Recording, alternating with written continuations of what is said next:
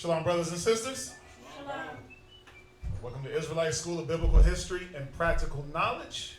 We're located at 8524 South Bracewell Boulevard, Houston, Texas, 77071. If you're in the San Antonio area, we have a school at 4819 Centergate Street. Actually, let me backtrack. Our class times are Monday and Wednesday from 7 to 10 p.m., Friday from 6 to 9, and Saturday morning Sabbath from 10 to 2.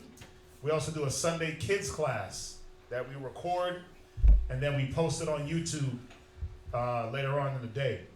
If you're in the San Antonio area, we have a school at 4219 Centergate Street, San Antonio, Texas, 78217. We also have a school in the Albuquerque, New Mexico area, and the address for that is 501 Copper Ave, Northwest, Albuquerque, New Mexico, 87102. If you want to get our past classes, you can go on to Kazakia at ISB HBK. Right now, you're on the Israelite School of Biblical History and Practical Knowledge YouTube page for the live class. Sisters collect items each week to give to those who are in need. So this week, I think you guys are doing, toothbrushes and toothpaste? Yeah, so we're collecting those, toothbrushes, toothpaste. So we collect something different every week. The sisters do so that we can hand them out to the needy. If anyone online is in need of anything, please hit us up, let us know. We'll be happy to help. You can drop off those items at 8524 South Bracewell Boulevard, which is the school. You can mail them to us also.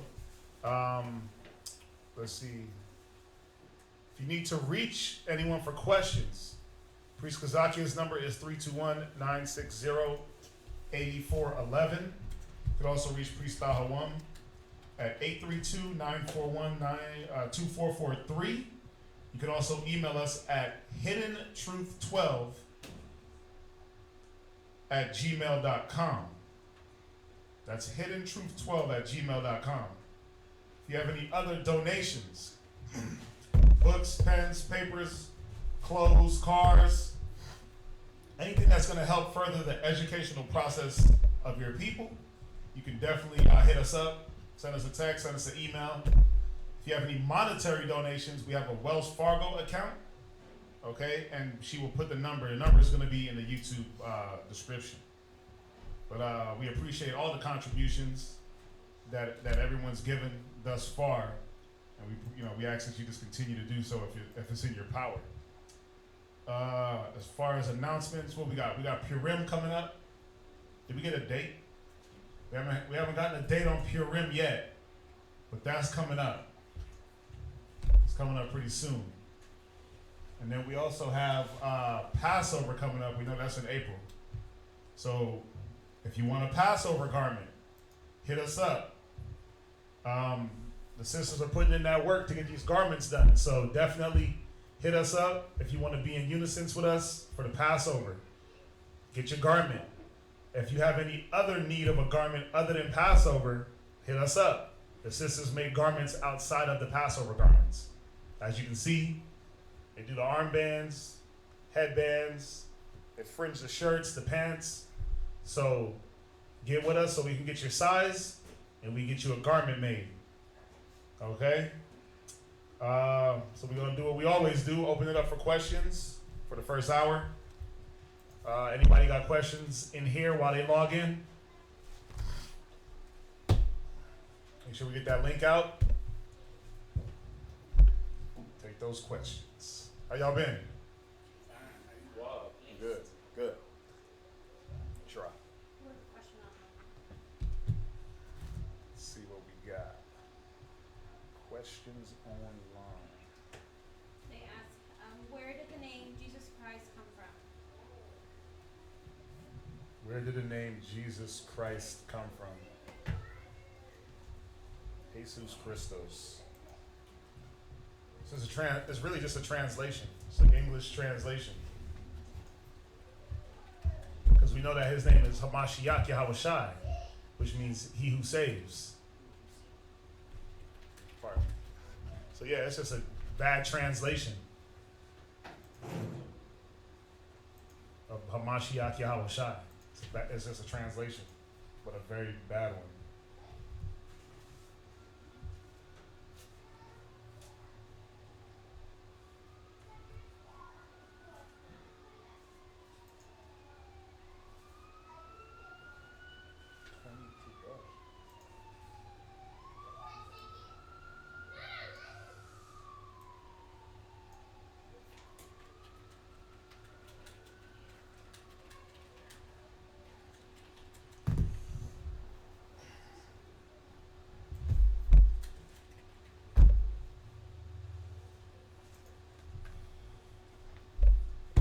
You got anything else in here?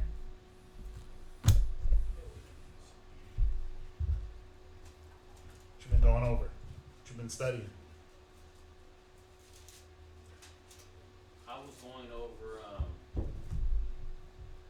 going over the prodigal child, the prodigal son, Mhm. the two brothers.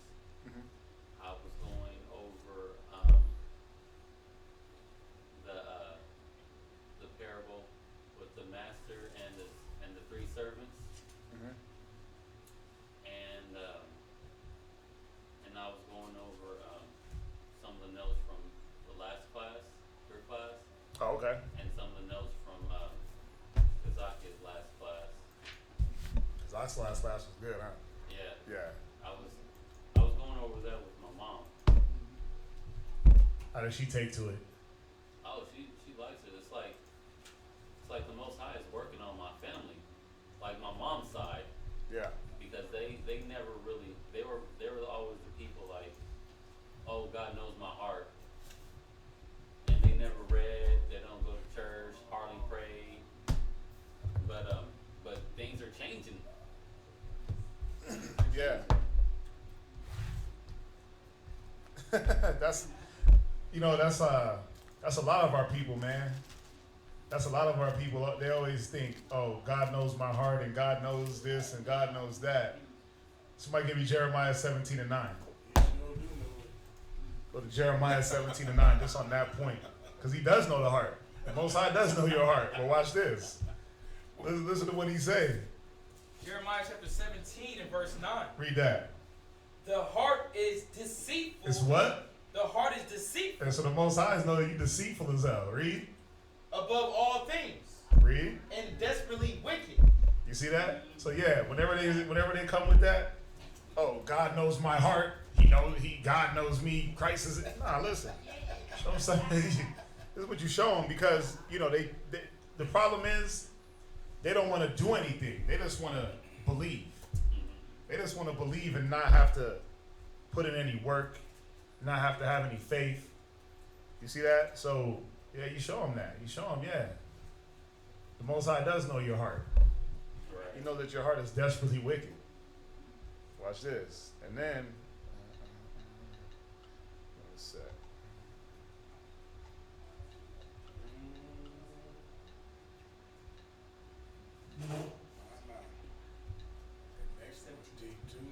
Was that was Jeremiah 17 and verse 9. Where you at? Oh yeah, read that. Read verse 10. Verse 10. Mm-hmm. I, the Lord, search the heart. Read. I try the reins. Yeah, so he's going to try your heart. He's going to put you through things to see. Where's your heart really at? Read. Even to give every man according to his ways. Yeah, he's going to treat you according to your ways, according to your actions, your works. That's how the Most High is going to deal with you. You see that? Read. And according to the fruit of his doings. And according to, you see that? How it says you got to be doing something? The fruit of his doings. He's know a man by the fruit that he bear. You know a tree by the fruit that he bear. You know a man by his work, by the work that he brings forth. Go to Isaiah 23 and Isaiah 29 and 13.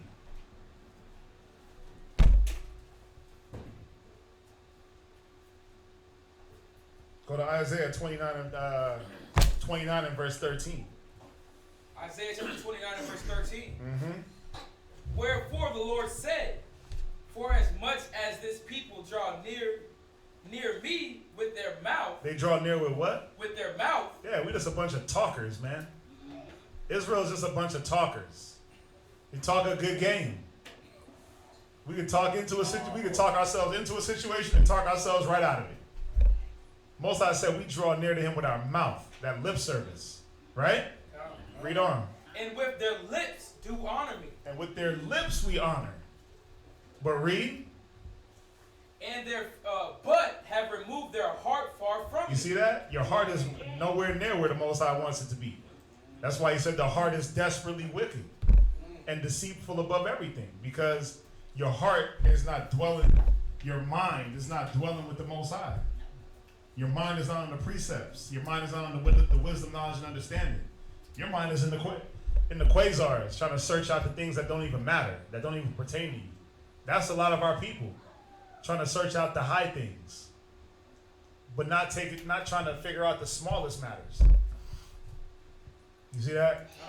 And that's a big problem with Israel, man. That's why we gone so far off, man, because our heart ain't right, our mind ain't right in us. You know, the mind that we have, our mind is desperately wicked. It's like, let me go get into some wickedness. What wickedness? It's like you wake up and be like, man, what wickedness could I get into today? How can I destroy myself today? You see what I'm saying? Where you at? Last precept. Mm-hmm. And their fear toward me is taught by the precept of men. Yeah, our fear towards the Most High is this. It's crazy. We basically going off traditions of men, the precepts of men. Like, oh, if you don't click like on this child, like on Facebook, it's like if you don't give this child 10 likes, God is going to strike you with lightning. Oh yeah, I hate That's that. a precept of man. Like, that's a belief of man. Like, you mean to tell me because I don't share this child's sad story, the Most High is not going to bless me?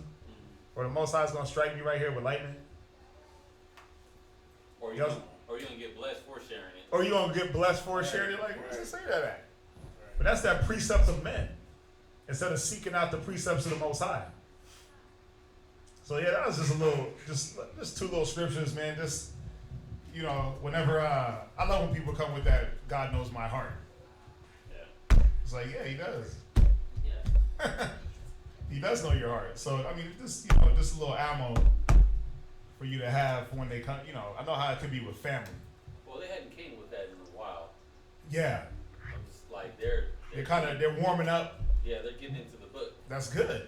Seek ye out the book of the Lord and read. Yeah, no, that's wild, man. That's perfect. That's what you want. Mm-hmm. You know, 'cause I know how it could be with family, where if there's not a balance with them, you can run them off. Yeah. Or they can just, you know, it's like this thing where everybody just cuts each other off because you don't believe what I believe, and vice versa. You know, and what I always try to show brothers, just from my experiences, you always got to keep you always got to keep your family, parents, if they're around, brothers, sisters, you got to keep them in the realm, as far as keep them in the earshot. Always be preaching to them or letting them see your example. You see, because you never know. A lot of times, that's all they want to see is, what is he doing? What's his example? You talk, because this is how our people work. It's like, you talk a good game, but let me see what's up. Right. But then guess what? All they want to do is talk. You see? So it's about that example. A lot of times, that's all they want to see. My sister, one of my sisters, she called me today, and she said, like, while she was growing up, she always looked at me as like I wasn't the cool older brother, like how other people have their older brothers. And I was always talking to her, like talking about the Bible and stuff like that. And she goes, you know what? Now I understand, and I wish I would have listened to you more back then. Like I'm listening to you now. Right. Yeah, because a lot of times it just takes people, they got to mature a little bit. And we talked about it. Yeah. Didn't we talk about that? Like how, like, your brothers and sisters don't react to you the same now as when they were younger? Yeah. Because they looked at you back then more as an authority figure. But then when we all get grown, Right. Yeah. that playing field levels out. Because now you're not the only grown up. Everybody's grown now. Everybody's over 21. So that they don't look at, they not even look at you more as a peer or an equal. Yeah. But you just got to keep using that wisdom on them, because that, no matter what, is going to keep you. It's always going to keep you up here when it comes to just being able to decipher things and going through life. That's what's going to keep you above. Yeah. I just want to bring them up too. That's it. Yeah, that's the thing. You just got to keep. You got to just keep. You got to make sure that you're constantly in the book. Because now they see, okay, he goes to this class, he's hanging out with these brothers. A lot of times they're just gonna test your knowledge. They're gonna see what do you know. So they're gonna come to you for questions. Mm-hmm. So you gotta make sure that you're able to give an answer for your faith. Oh, my mom is always hitting me over questions. Mm-hmm. Yeah. Like, she asked me a couple of nights ago. She said, why was Abraham tested so much? She was tested through his whole life. Yeah. And then I just step back and I go, what man isn't tested through their whole life? Right. It's that Abraham's story was put in the book for us for a perfect example of how to get through the tribulations. Well, yeah, we all getting through it. We all going through the tribulations and the trials. We all getting tested. And then that's when I went to that perfect. Mm-hmm. I pulled out my notes and I started going over my notes with her from Kazak's class. Oh, okay, yeah. Yeah, that was a good class. I need to finish that up. That was actually a good class. I came in on like the back end of it. Yeah. Let's see what else we got. Perfection. What's up? Perfection. Yeah, perfection.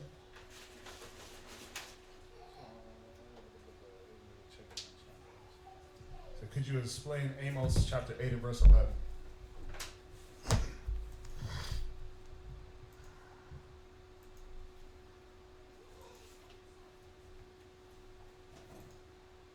Somebody get that. Amos chapter 8 and Amos chapter 8 and verse 11. Mm-hmm. In that day will I rise up the tabernacle of David that is fallen. Nah, Amos 8 and 11. 8 and 11? Okay. Oh, that's 9-11. Yeah, Amos chapter 8 and 11. 8 and 11. Amos chapter 8 and verse 11. Behold, the days come, said the Lord God, that I will set a famine in the land.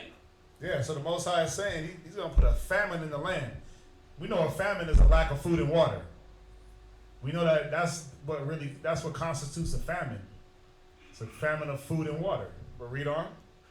Not a famine of bread. But he's letting us know what type of famine it's going to be. Because there's gonna come a time. It just hit me. Read on. Yeah, read on. Nor a thirst for water. So it's not going to be a famine for food or for water. What is this famine going to be? Read. But of hearing the words of the Lord. Yeah, it's going to be a famine of people. It's like the scriptures say, the land shall be barren of faith. Because why? Ain't nobody going to want to hear these words. I mean, look at it. You know what's funny? We're at the mall, we work in the mall, so we come across a lot of different people. We got our own business in the mall. And so we were dealing with these three young cats. Was that Sunday? No, that was Saturday. It was me and Laka Rob. So we dealing with these three young dudes, man. They like probably 16, 15. And so, we sold them some oils, whatever the case may be. They left. When they did their shopping, they came back. And the bigger one out of all of them was like, man, tell these dudes that God is real. No, excuse me. One of them came and said, no, tell this dude. He came to me and told me, tell this dude that God ain't real. And I said, what you mean God ain't real? I said, first of all, God is real. Second of all, we teach the Bible. So I can show you where God is real. So he was like, oh, you believe in God? So we started getting into it. But the homeboy that they were with that believed, he was like, okay, it's funny. It was like a 2-on-2 kind of thing. Like he stood next to me and his two friends that didn't believe stood next to him or stood in front. Right. And so the whole time, I mean, it's crazy to see these young dudes, man, with no faith. I'm trying to talk to them, they're not even hearing it. Like the whole vibe was like, ugh. Yeah. So that's this scripture right here. Like it's bad. They don't want to hear the words. Read it again. Amos chapter 8 verse 11. Read. Behold, the day is come, said the Lord God, that I will send a famine in the land. Yeah, it's gonna be a famine. You gotta understand a famine, drought and food. So you don't have the necessary things. You gotta understand, you don't have the necessary things to live when there's a drought. You can't do anything when there's a drought. You can't farm your land. You can't raise your cattle. So you basically not gonna be living. Read. Not a famine of bread, nor a thirst of water, but of hearing the words of the Lord. Yeah, they ain't gonna want to hear this word. They ain't gonna want to hear come out of the homosexuality, come out of the churches, stop doing Christmas. You know, they don't want to hear, oh, don't celebrate these holidays. They don't want to hear that. They want to hear, like I said, in the last scripture that we're in, talking about the precepts of men. That's what they want to go against. The precepts of men is what they want to carry on. So that's what it's talking about, that famine, the famine of the word. Famine of hearing of the word. There's another scripture, I'm going to find it, where he talks about the land being barren of faith. Give me one, I got another one. But that's Israel though, man. That's our people. It's always been like that. You always got the ones that want to hear and want to believe, extra faithful, and you got the ones that don't care. That don't believe in the Most High. They think that things just happen because they happen. You know, they believe in the Big Bang. They believe in everything that's outside of what the Most High is about. You see that? So, I mean, you got it? Yeah.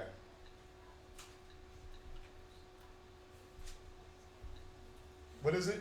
2nd Ezra, chapter 5 and verse 1. Oh, I was right there. God.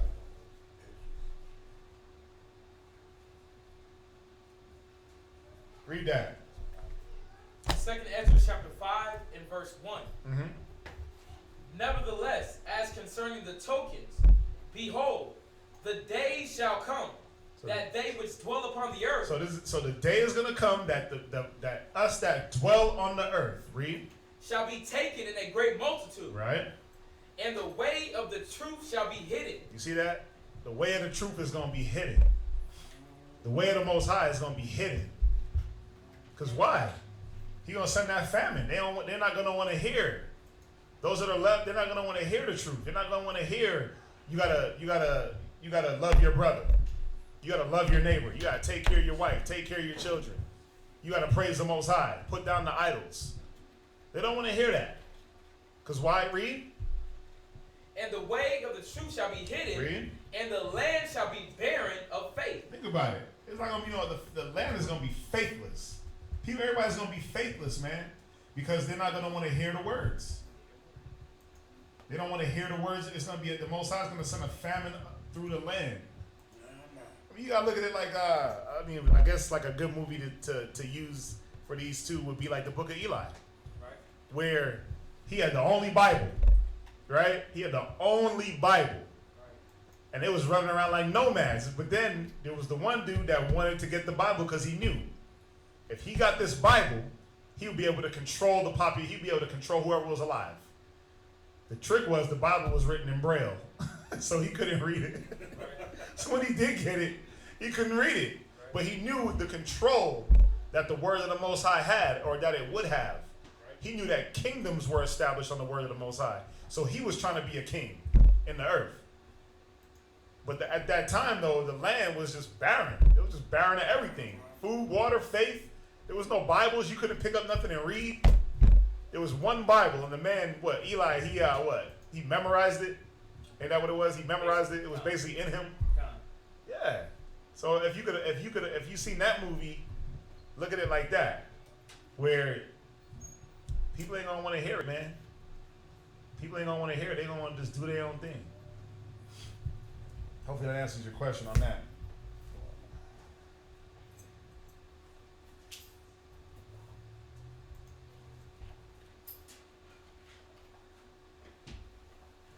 What else we got on there?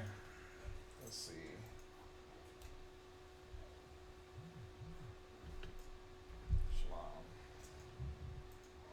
Shalom. Please expound on 1 Timothy's 1 and 20. Let's see. So please expound on 1 Timothy 1 and 20.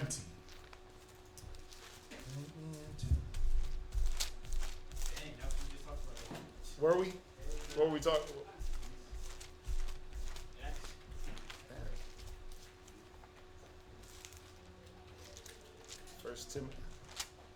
First Timothy chapter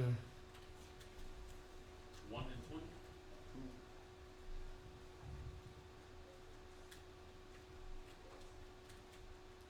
Yeah, give me a second. Hold on.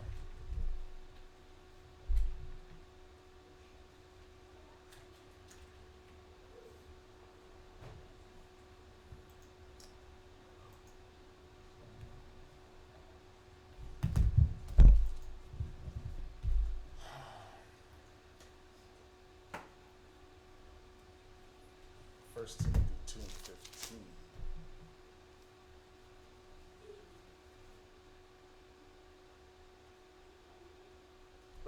Let's hold off on the 1 Timothy 1 and 20. Let's do 1 Timothy 2 and 15. First Timothy chapter 2.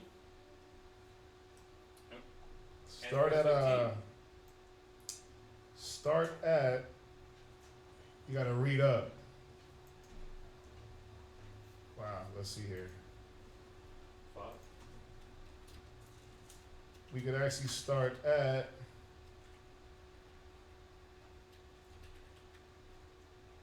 verse 8. 1 Timothy chapter 2 and verse 8. Mm-hmm. I will therefore that men pray everywhere, lifting up holy hands without wrath and doubting. Right, so we supposed to, the Most High, what it's saying is that we should be praying, right? Without wrath, we should be dealing with each other without wrath and doubting, without fighting, without murmuring, right? We're supposed to be holy. Read. Verse 9. In like manner also, that women adorn themselves in modest apparel. Right, so now it's going to go into like women, into their conduct. So it's saying women should be adorned in modest apparel. Read. With shamefacedness. Right, with humility. Read. And sobriety. Yeah, they shouldn't be drunk, being at the bar, just wasted all the time. You so drunk you can't take care of your kids, things like that. You're supposed to be sober-minded. Read. Not with braided hair. Not with braided hair. Or gold, or pearls, or costly attire. Right, so basically what it's telling us is that a woman's beauty shouldn't be determined on her outer appearance. Her beauty should be inwardly. It's not saying that a woman should have, oh my gosh, this is crazy because I seen something on Facebook where somebody was asking the question like, is it wicked for me to have braids? I'm like, what? How is it wicked for you to have braided hair? No, it's not a wicked thing for you to braid your hair. No, but what it's saying is your outer appearance. You have a lot of females, a lot of women that they're more reliant on their outer appearance than on their that inner man, that inward man. They care more about the lipstick than how they treat their sister or how they treat their kids. You see that their makeup is more important to them than getting a little study time in. How you gonna spend 3 hours on your makeup? I know some chicks, man. You ask them like how long they take to get ready in the morning. They tell you 3-4 hours, and it's like what? Take 4 hours to do what? I gotta get my makeup right. It's crazy. But spend 3-4 hours getting your spirit right. You see that? But we don't do that. So this is what it was saying in Timothy. Not with braided hair or gold or with pearls. It's saying not with the carnal. Not with the carnal things. Read on. Verse 10. Read. But which becometh women professing godliness. They should be doing what? Professing godliness. A woman should be professing godliness. That comes from the inward man. You can't profess your godliness with your MAC lipstick and your MAC makeup. And how much you got, how many carats you got on a ring. That don't profess your godliness. No one cares about that. I don't understand that people don't see like no one cares. Because when all that stuff fades, then what? What do you got to rely on? Read on. With good works. With what? Good works. So a woman should be doing what? Good works. We all should be doing what? Good works. Good works. If you're a woman that's married, take care of your household, take care of your husband, take care of your children. If you're a woman that's not married, you should be seeing about the affairs of the church, like it talks about in Corinthians. If you're doing things the right way, if you try to profess that godliness, you see that? John. Read. Verse 11. Let the woman learn in silence with all subjection. Right. So it was saying, let the woman learn in silence, meaning that she wasn't supposed to be in the congregation just yelling out. Wasn't that she was supposed to be a mute? Nothing like that. We go through this a lot. You know, this scripture comes up a lot on Facebook. When you see like a sister will post a scripture on Facebook, and then some unlearned brother will hop in like 2 Timothy 2:11. It's like, bro, what are you talking about? Like sister, you supposed to be silent. No, she's not supposed to be a mute or a dummy. No, that's not what we want. Eve wasn't a dummy or a mute. But this was talking about this woman, she knew her place. She learned in silence, right?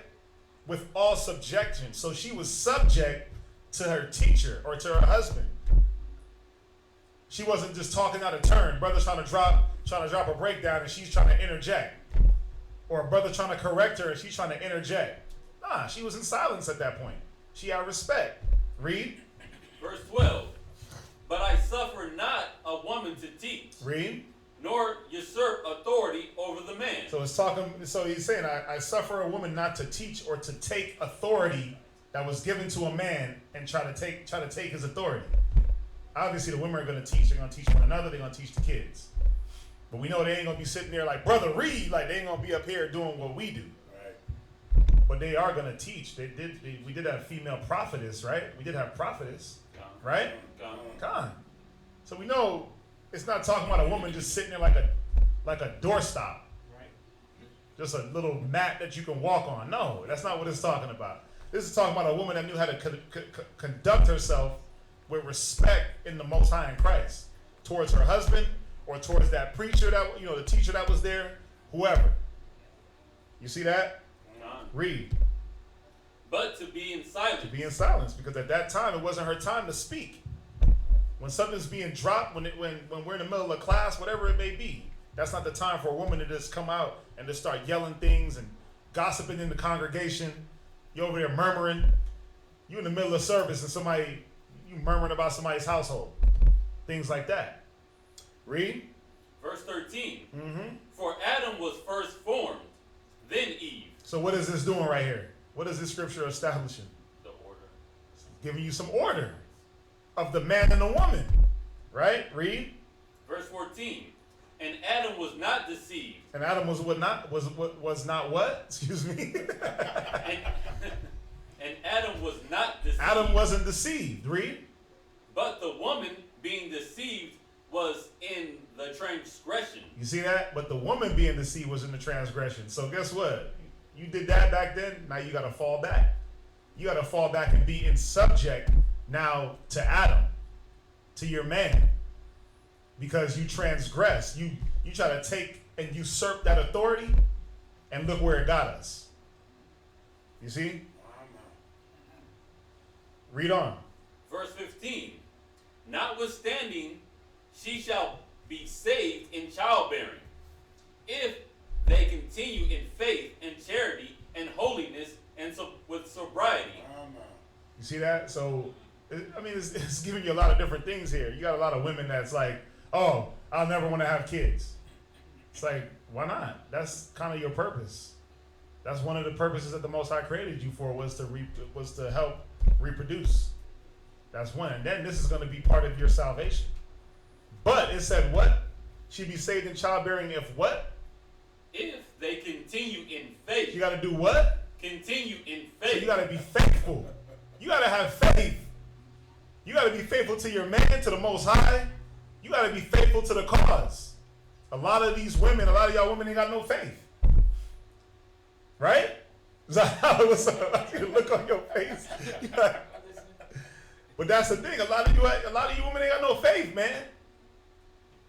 Every minute you just toss to and fro. So she got to have faith. What else? And charity. She got to be charitable. She got to be willing to give. She got to be that Proverbs 31 and 15 down. Right? She got to have charity.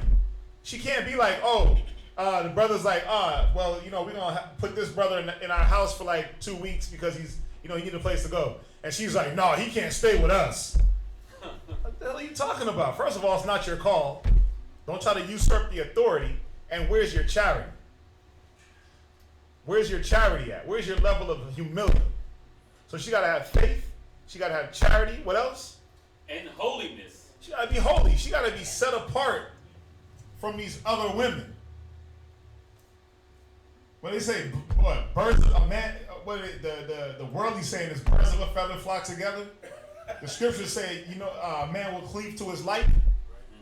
So if you're attaining to be this sister in Timothy, you're supposed to say, okay, I'm different from these sisters. Let me show that. Let me show that in my actions. Let me show that with my charity. Let me show that with my faithfulness. Right? And what else does she have to have? So faith, charity, holiness, and what else? With sobriety. Yeah, you got to be sober-minded. But it's not just alcohol sober. You got to be sober-minded from all the influences that is going to come to you. Just like going back to verse 14, where it says, and Adam was not deceived, but the woman being deceived. Why was Eve deceived? Because she wasn't sober-minded. The influence came and she just took it. She was drunken with influence.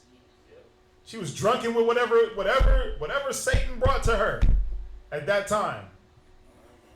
That's what made her go off. Y'all see that? So it's just breaking down. For one, it's breaking down a man's role and a woman's role, and it's giving you some order. It's also showing you. I mean, think about this. How does a woman bear seed? She got to lay with her man, right? Because there was a whole thing going on Facebook about it's a sin for a man to ejaculate in his wife. So even this scripture kills that. John. You see that? But it's not just the childbearing, like, oh, you have kids and you're sanctified, or you have kids and you're good. No, you got to couple that with the faith, the charity, the holiness. You got to be sober. You got to have all four of these elements. You got to have these four elements. Y'all got that? John. Let's see what else we have. And the time be flying. 1 and 20. We're gonna hold the 1 and 20. We're gonna hold the 1 and 20.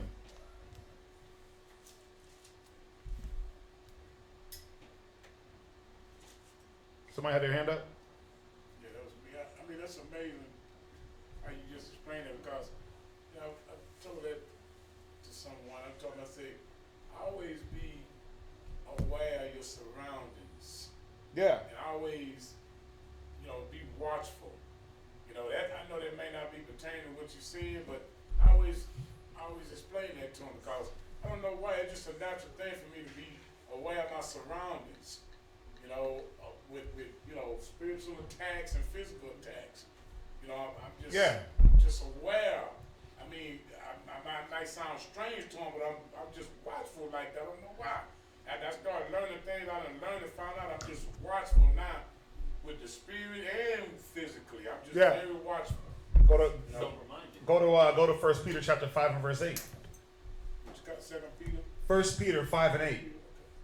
See, and that's the thing. You're supposed to be sober. You're supposed to be aware of your surroundings. You're supposed to. Let them get it. 1 Peter chapter 5 and verse 8. Let them get it.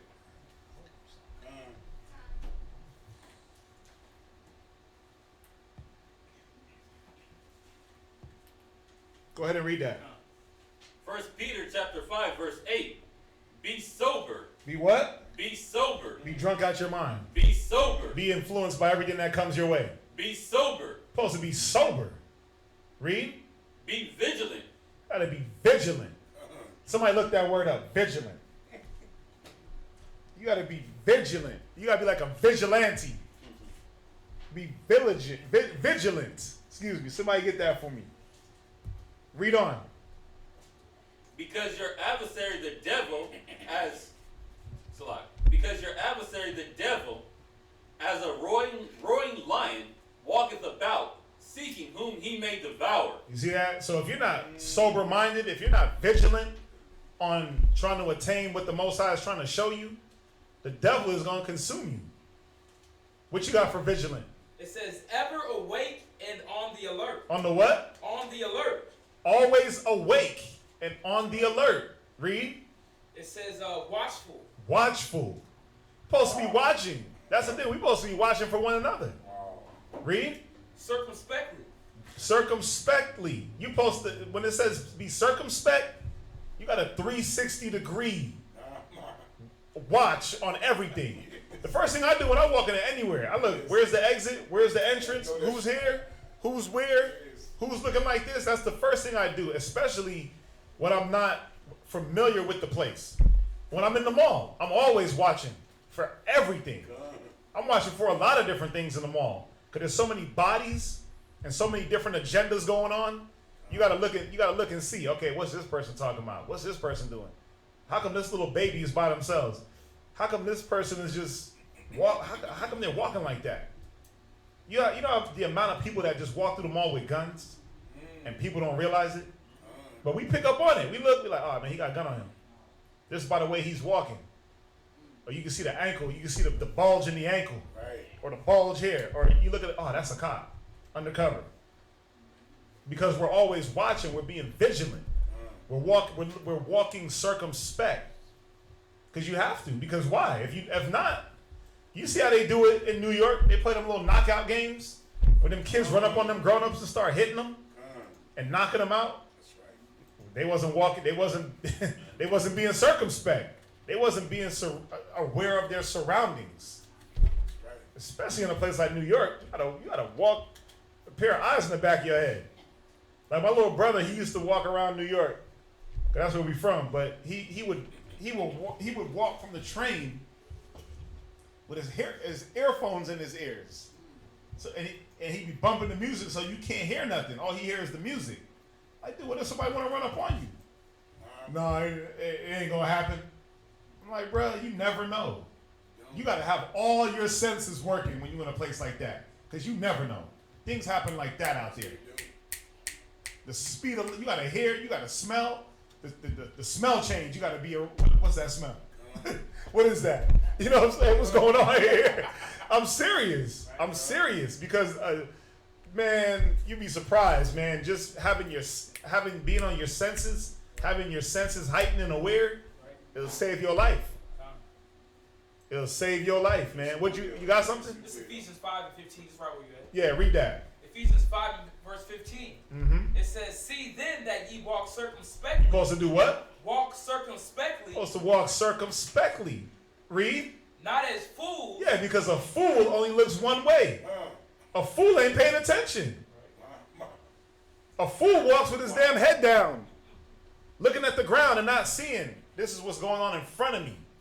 I used to do that a lot. I used to walk with my head down. And I learned, you better walk with your eyes up. Like I said, I grew up in New York.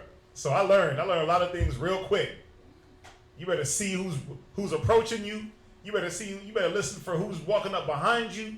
All that. It might sound spooky and scary, but it's not, man, because a lot of people got caught. They get caught by not paying attention. That's all it is just paying attention. That's it. Paying attention. Especially when I'm at the mall with another brother, I'm always looking at who's approaching them. Because a lot of times they don't see it. I always look at who's about to walk up on this brother. You know what I'm saying? Because you have instances where a brother ain't paying attention. How you gonna let somebody run up in your space? You can't. You can't let people just be able to come into your circles, into your little personal bubble. It shouldn't happen, right? Because I know you know that. You're in the military. They teach you that, or you were in the military. They teach you that, right? You got to be some type of space. Yeah. What else? Read on. It says, not as fools, Mm-hmm. but as wise. As what? Because the wise thing to do is Walk circumspect. Check your surroundings. Be sober. Be vigilant. Excuse me. You know, it's no different from a person that it baffles me. I used to do this when I was young, man. Go out, drink a lot, and just you're not paying attention to anything. You just hop out the club or hop out the bar, and you just faded, and everything around you is going on, and you just like because you just drunk. You ain't sober. But then now that when I do go out sparingly, I don't drink like I used to. I probably have 1-2 drinks. So when I'm out and I'm seeing everybody else doing it, I'm like, damn, that's crazy. Like, how could you get that drunk and then walk around in the public? What if somebody want to come get you? What if somebody had it out for you? You can't defend yourself. You won't see it coming. That's one. You can't defend yourself because you're so faded. You just put yourself in a totally bad situation. It's not a wise thing to be out anywhere, just not sober, just not paying attention, not checking your surroundings, not seeing who's there, who's in the room, who's walking into the building, who's coming in the door. I'm always doing that. I'm always looking, like, even here, I see some lights, I'm looking like, oh, okay, that's such and such. You gotta know. Read on. Verse 16, redeeming the time, because the days are evil. Because what? The days are evil. Yeah, there's some evilness going on out there, man. You got cats, what is it, a knockout game? You got people that's just drunk for no reason. You got people, listen, even in the mall, like I said, I keep referring to the mall. You got people that walk into the mall in broad daylight to go rob jewelry stores. That happened 2 weeks ago in the mall that we're at. They walked in broad daylight, guns, smashed the windows, dipped out.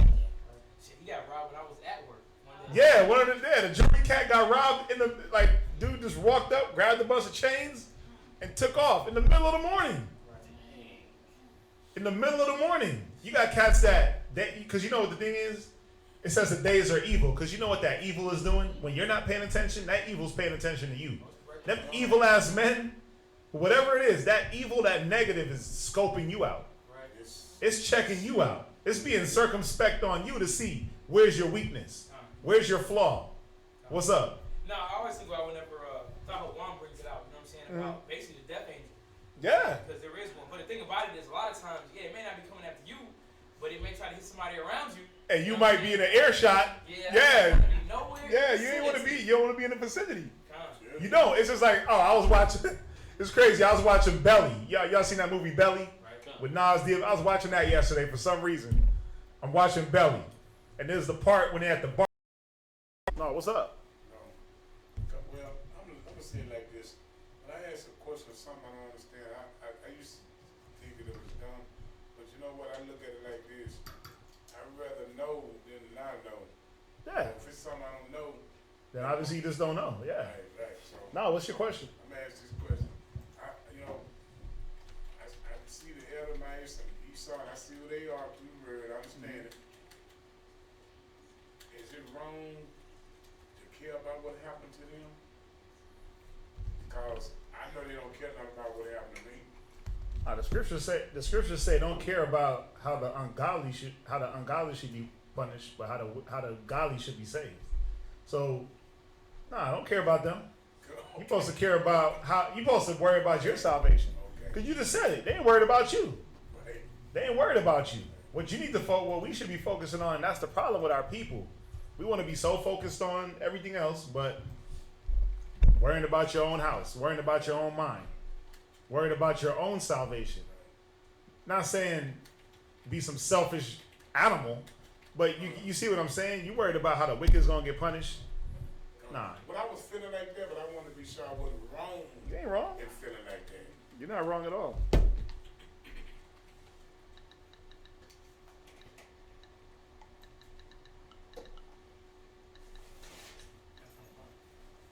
You said what?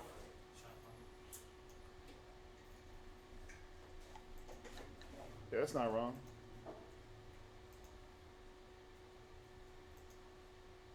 Yeah, because what really was giving me some understanding about it too, was reading a lot of the Psalms and looking at how David would speak on them. And I even prayed to the Lord, said, destroy my enemies. Yeah. You know, take them out or Father. Hey, you pray to the Most High, but he wasn't sitting there like when it was happening, like Right. trying to figure out like what time, place, and you know what I'm saying? He was just like, Most High, destroy them, get them out the way. Let me continue, because the whole point was this: he was worried about his salvation. He was worried about doing his job, but he knew in order to keep moving forward, things had to be moved out of his way. You got that one? Yeah, 2 Ezra 9 and 13. Yeah. Ooh, Zion, I don't want to sit up here. No. Go ahead and read that. And therefore, be thou not curious how the ungodly shall be punished. It says, do what? Be not curious how the ungodly shall be Hey, punished. you don't worry about the ungodly. What you worried about them for? You worry about how they gonna get punished. The Most High gonna do it in a way where it's like, wow, it wouldn't even make sense to even think about it. All you see is the destruction, and just know that's the Most High. So don't be curious about that. But what are we supposed to worry about? Read. And when, but inquire how the righteous shall be saved. We're supposed to be inquiring on how the righteous get saved. You're supposed to inquire on how you attain your salvation. That's the only thing you're supposed to worry about. Worrying about a wicked man and how he gonna get punished, man. What if it never happens in your lifetime? You gonna be sitting there just wondering and wondering? Nah. Waiting patiently to see the wicked fall? Nah, you worry about yourself, man. You worry about how to build your nation, how to build your people. Because that's the problem with us, and that's why we're in where we're in. The situations, because we're so worried about our enemies and what they've done to us that we don't focus on, okay, what are we doing to us? We don't think about that. We always think about the white man is doing this. The white man care about that. We already know. Like when we go out and we street teach, we don't do the whole white man's the devil thing, da-da-da-da-da. We already know that. What we do is get your ass off crack, get off drugs, get off the bad foods, get in the book, get in class. That's what we do. We're trying to get the righteous saved. We know the wicked is gonna have their end. We know that already. It don't matter. It don't make no sense to even talk about it sometimes. What makes sense is getting this book. This is how you attain your salvation. These are the steps. These are the keys. So read that again. This is 2 Ezra chapter 9 and verse 13. It says, and therefore be not curious how the ungodly shall be punished. Right? And when, but inquire how the righteous shall be saved. Yeah. Gotta inquire how we gonna save one another. Inquire how you can be more, we gotta inquire how we can give more to the Most High. At the end of the day. That's what we should be worried about. Got that? We back on? Oh, all right. How long? Oh no, the brother was just asking a question about should we be worried about like the wicked and their punishment. So where do we go? 2 Ezra 9 and 13? Yes, sir. So we went to 2 Ezra 9 and 13 to answer that question. And then there was another question on here. I'm going to read it real fast. It's saying, Shalom, my mom was a Buddhist, then a Christian. Now she's Jewish because she wants to marry a Jewish millionaire. I never had a good relationship with her. How can I honor her if she's so lost? Well, I mean, you gotta see she's doing things, for one, her motives for doing things ain't great. But I mean, that doesn't take away from the fact that you don't have to be, that you can still be respectful. You can still be respectful, you can still do all that. You don't gotta, you ain't gotta, disrespect or anything like that. You can still honor her by just being respectful. It's as simple as that. What's up, Bob? Unrighteous man. Nah. Yeah, no, get to read it. Get to read it. This is Luke chapter 16 and verse 9. Read that. Luke 16 and verse 9. And I say unto you, make to yourselves friends of the mammon of unrighteousness. Yeah, so the scripture is telling us that we're supposed to have good relationship. Like the scriptures say, be at peace with all men. If possible, be at peace with all men, right? Scriptures come back and say, make friends of the unrighteous mammon. So you're not supposed to be looking to be in strife with anybody. You're always supposed to be trying to find a peaceable solution. If she's doing things because of her motivation, marrying millionaires, I want to be Jewish all of a sudden, or I want to be Buddhist, that's on her. Right. All you can do is just maintain your integrity Don't be tossed to and fro. And just respect whatever decision she wants to make. Let your example show forth. Because that's what it's about. Let your example show forth. But you always want to, like the scriptures say, man, be at peace with all men. That's all men. It ain't just one or two men or your family. It says be at peace, if possible, be at peace with all men. Right. So you always want to keep that in your mind. Yeah. The Most High is about peace, man.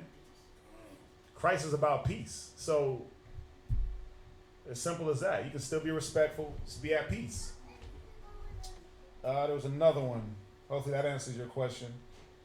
There's another one. Let's see here. It says, my husband is also a street preacher and devotes a lot of his time to waking up our people. I support him 100%. However, we have 5 children and clearly we are raising our children in the truth, but I don't think there is a balance. Am I wrong for wanting him to spend some Sabbaths with our family? No, you ain't wrong. You gotta have a balance. The Most High requires that there be a balance in everything. So it's not wrong. It's not wrong. I mean, it just sounds like this man is devoted to the cause. It sounds like he's devoted to the cause. So, I mean, you got to look at it like this. If hopefully, there's not like some type of neglect there or anything like that. It doesn't sound like it. Yeah, but I mean, there's nothing wrong with him spending a Sabbath or two with the family. That's probably what I would do. If I was out there on my own, I would want to show my children, this is what I do. This is what it's about. Or even if he goes out and street teaches on the Sabbath, come home and then spend the rest of the night with the kids. Do some reading, some activities, whatever. But yeah, there got to be a balance. What you got? You benevolence? No. Go to Proverbs. No, let's talk about something totally different, sir.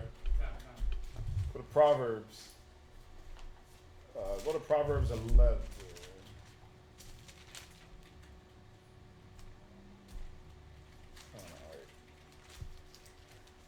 What do I want? Go to Proverbs 11 and 1. Proverbs chapter 11 verse 1. Read that. A false balance is an abomination to the Lord. Yeah, the Most High requires there to be a balance in everything. So if there's not a balance, then the Most High is not honoring that. It's an abomination. So there has to be some type of balance, no matter what. You could devote all your time to street teaching, but if you got children that need to be taught also in your own household, you got to teach them. You got to spend some time with them. So there got to be a balance. So there's nothing wrong with a brother teaching. But yeah, if you can, you got 5 children, they require time also. That's the one thing.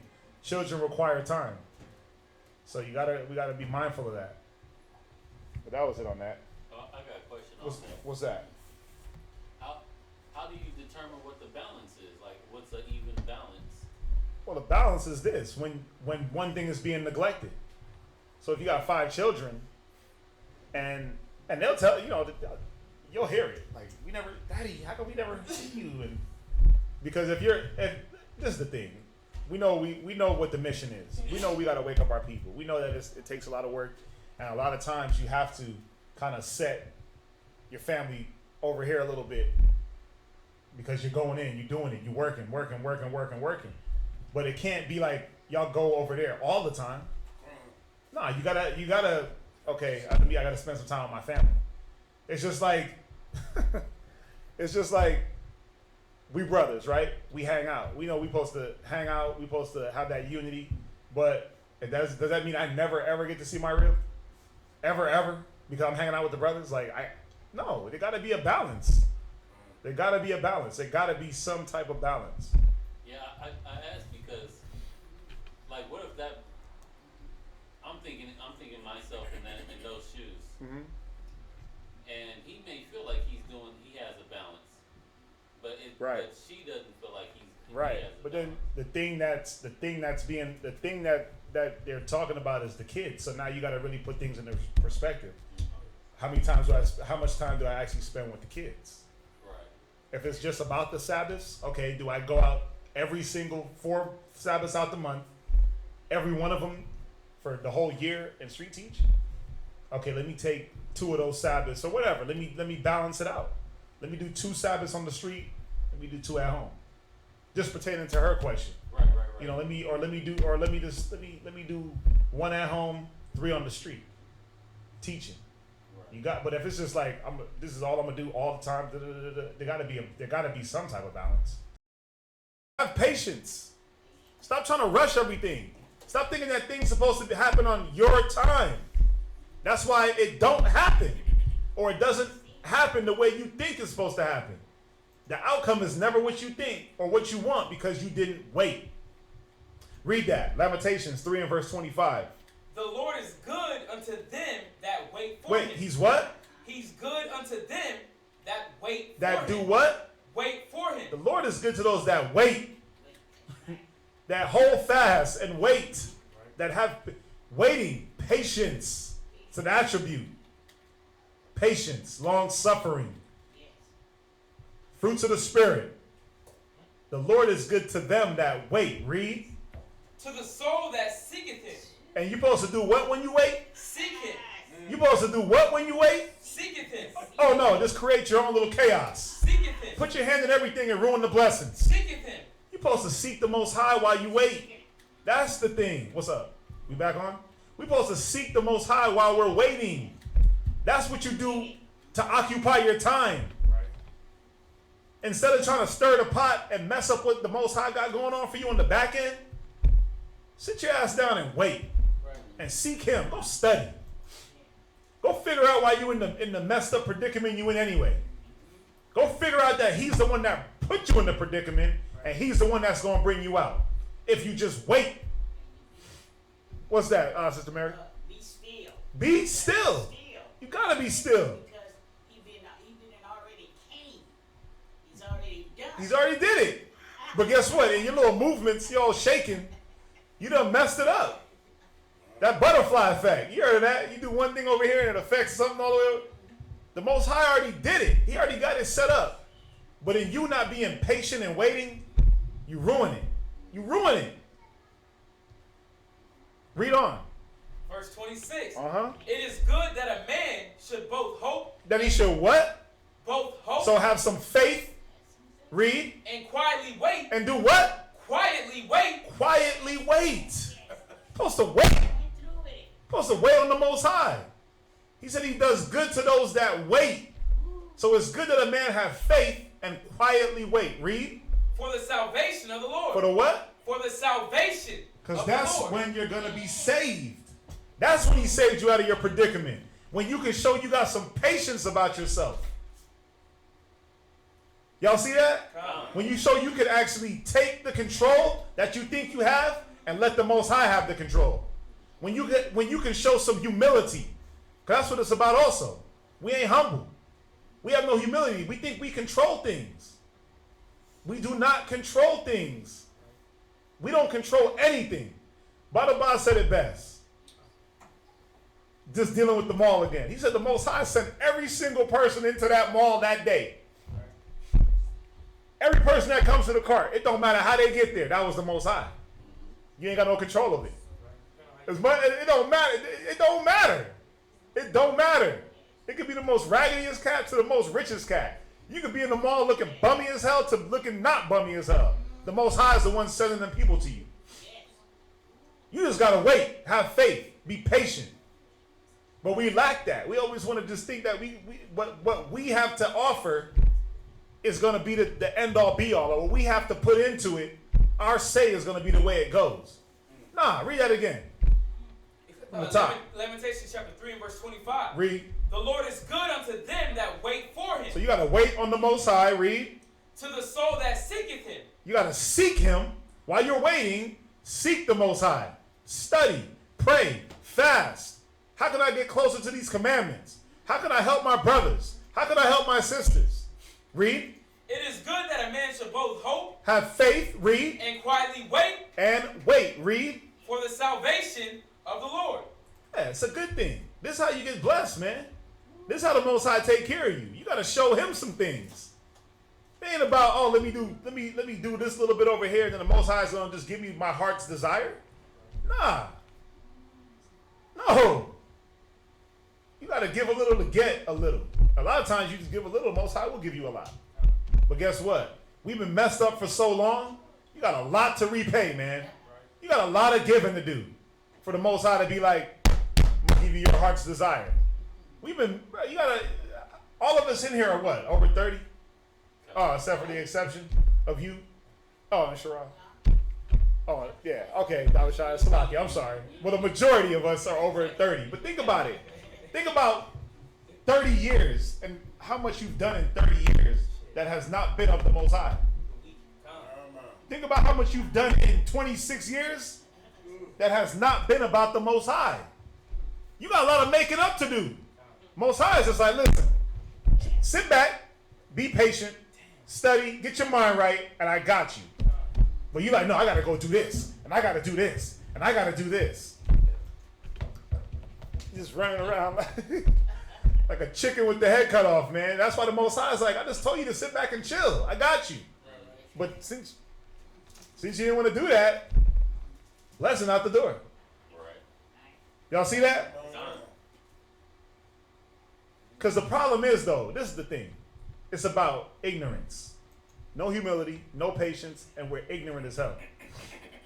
Go to 1 Peter, 2 Peter 3:8. Actually, go to Psalms 90:4, and then 2 Peter 3:8.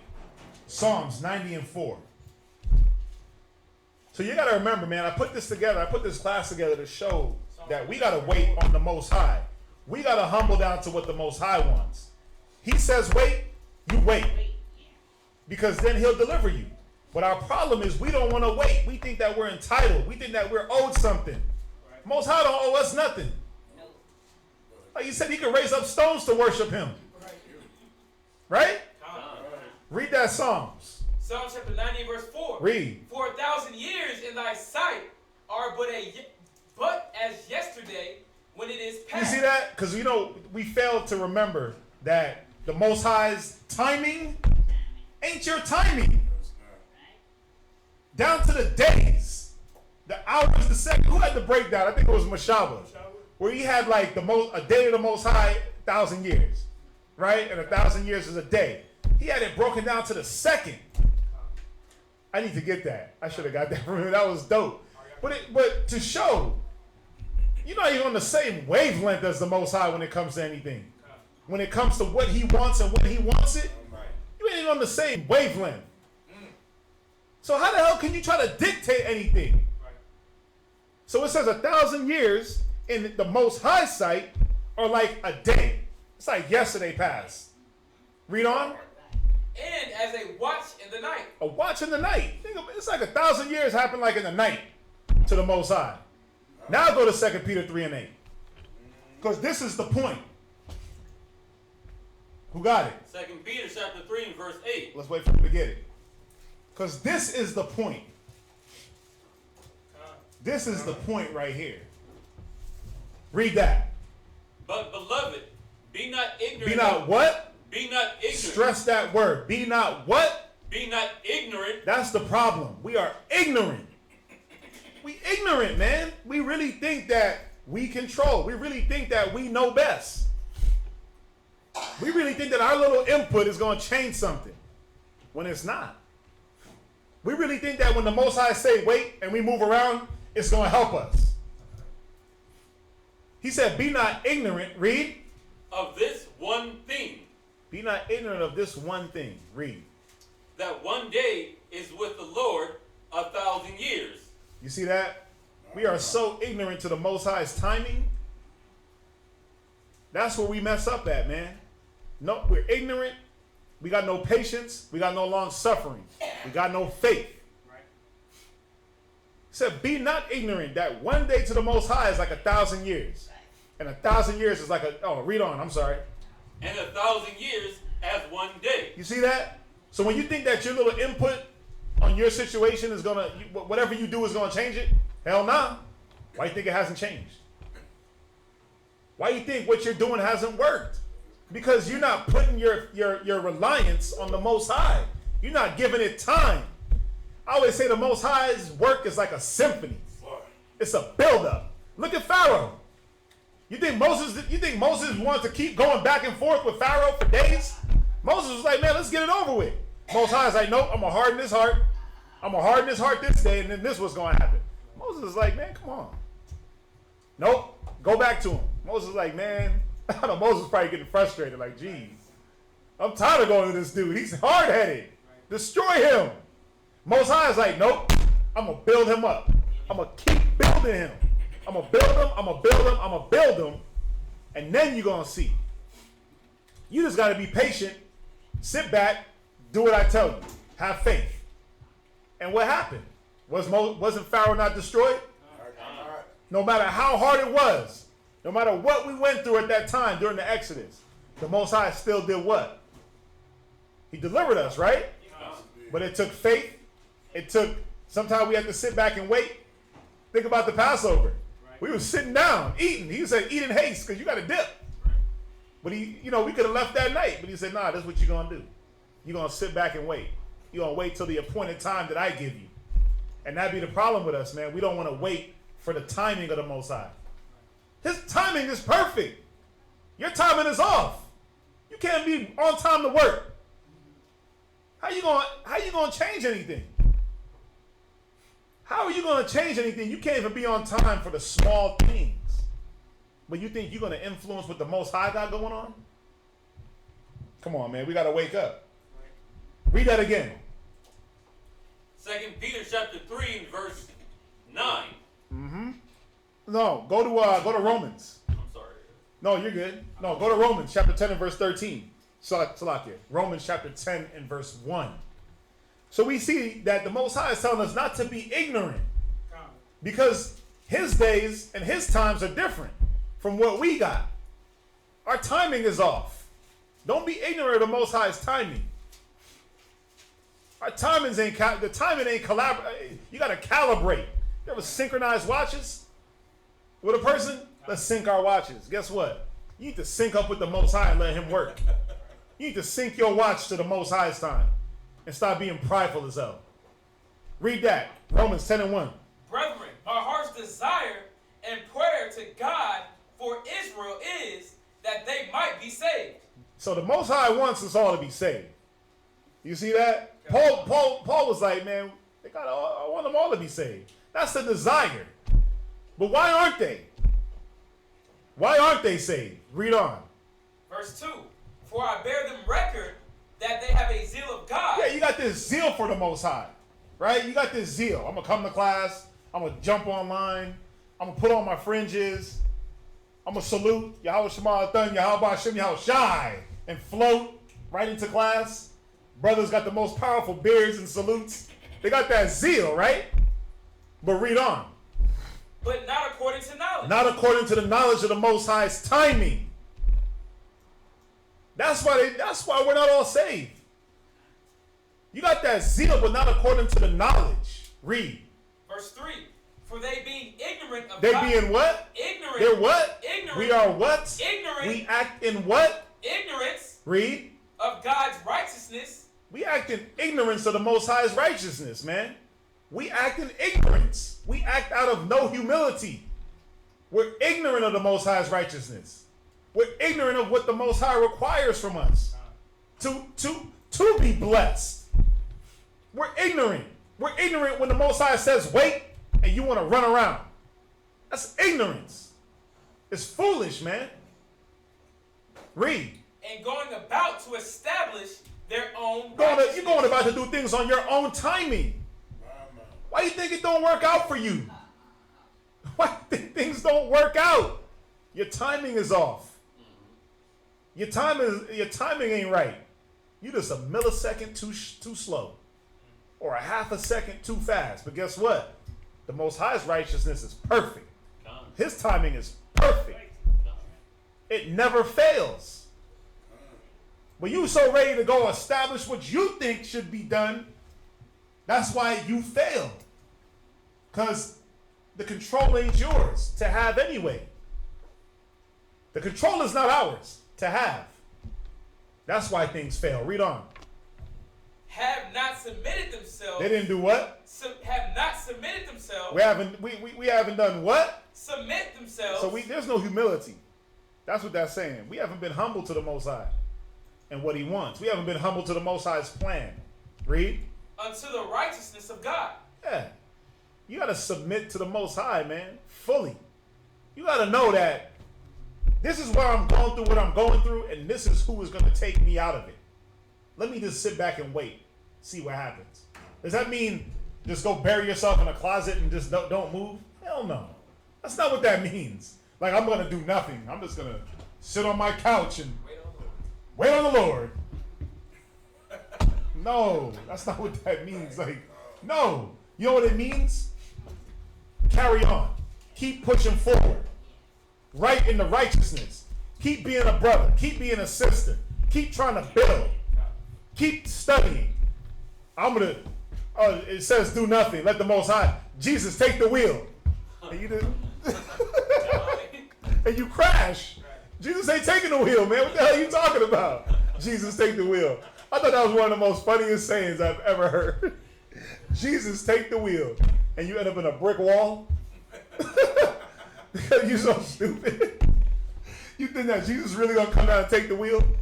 No. Jesus, take the wheel. It don't mean to sit there and do nothing and crash into a wall. It means now, like we were going over early, be more vigilant, be more circumspect. Look at your surroundings. Pay attention more. Right. Give yourself a little bit more. Y'all see that? From there, go to Micah 7:7. So we got to remember, man, we got to stop being ignorant to what the Most High wants. We got to stop being ignorant to the fact that we have no control. We got to stop being ignorant, be more humble, have more faith, and a lot more patience. I can speak to this, man. You ever have to sit back and just wait for something to happen for a whole year? You go and you look, and then when you look back on it, you say, damn, it took a whole year.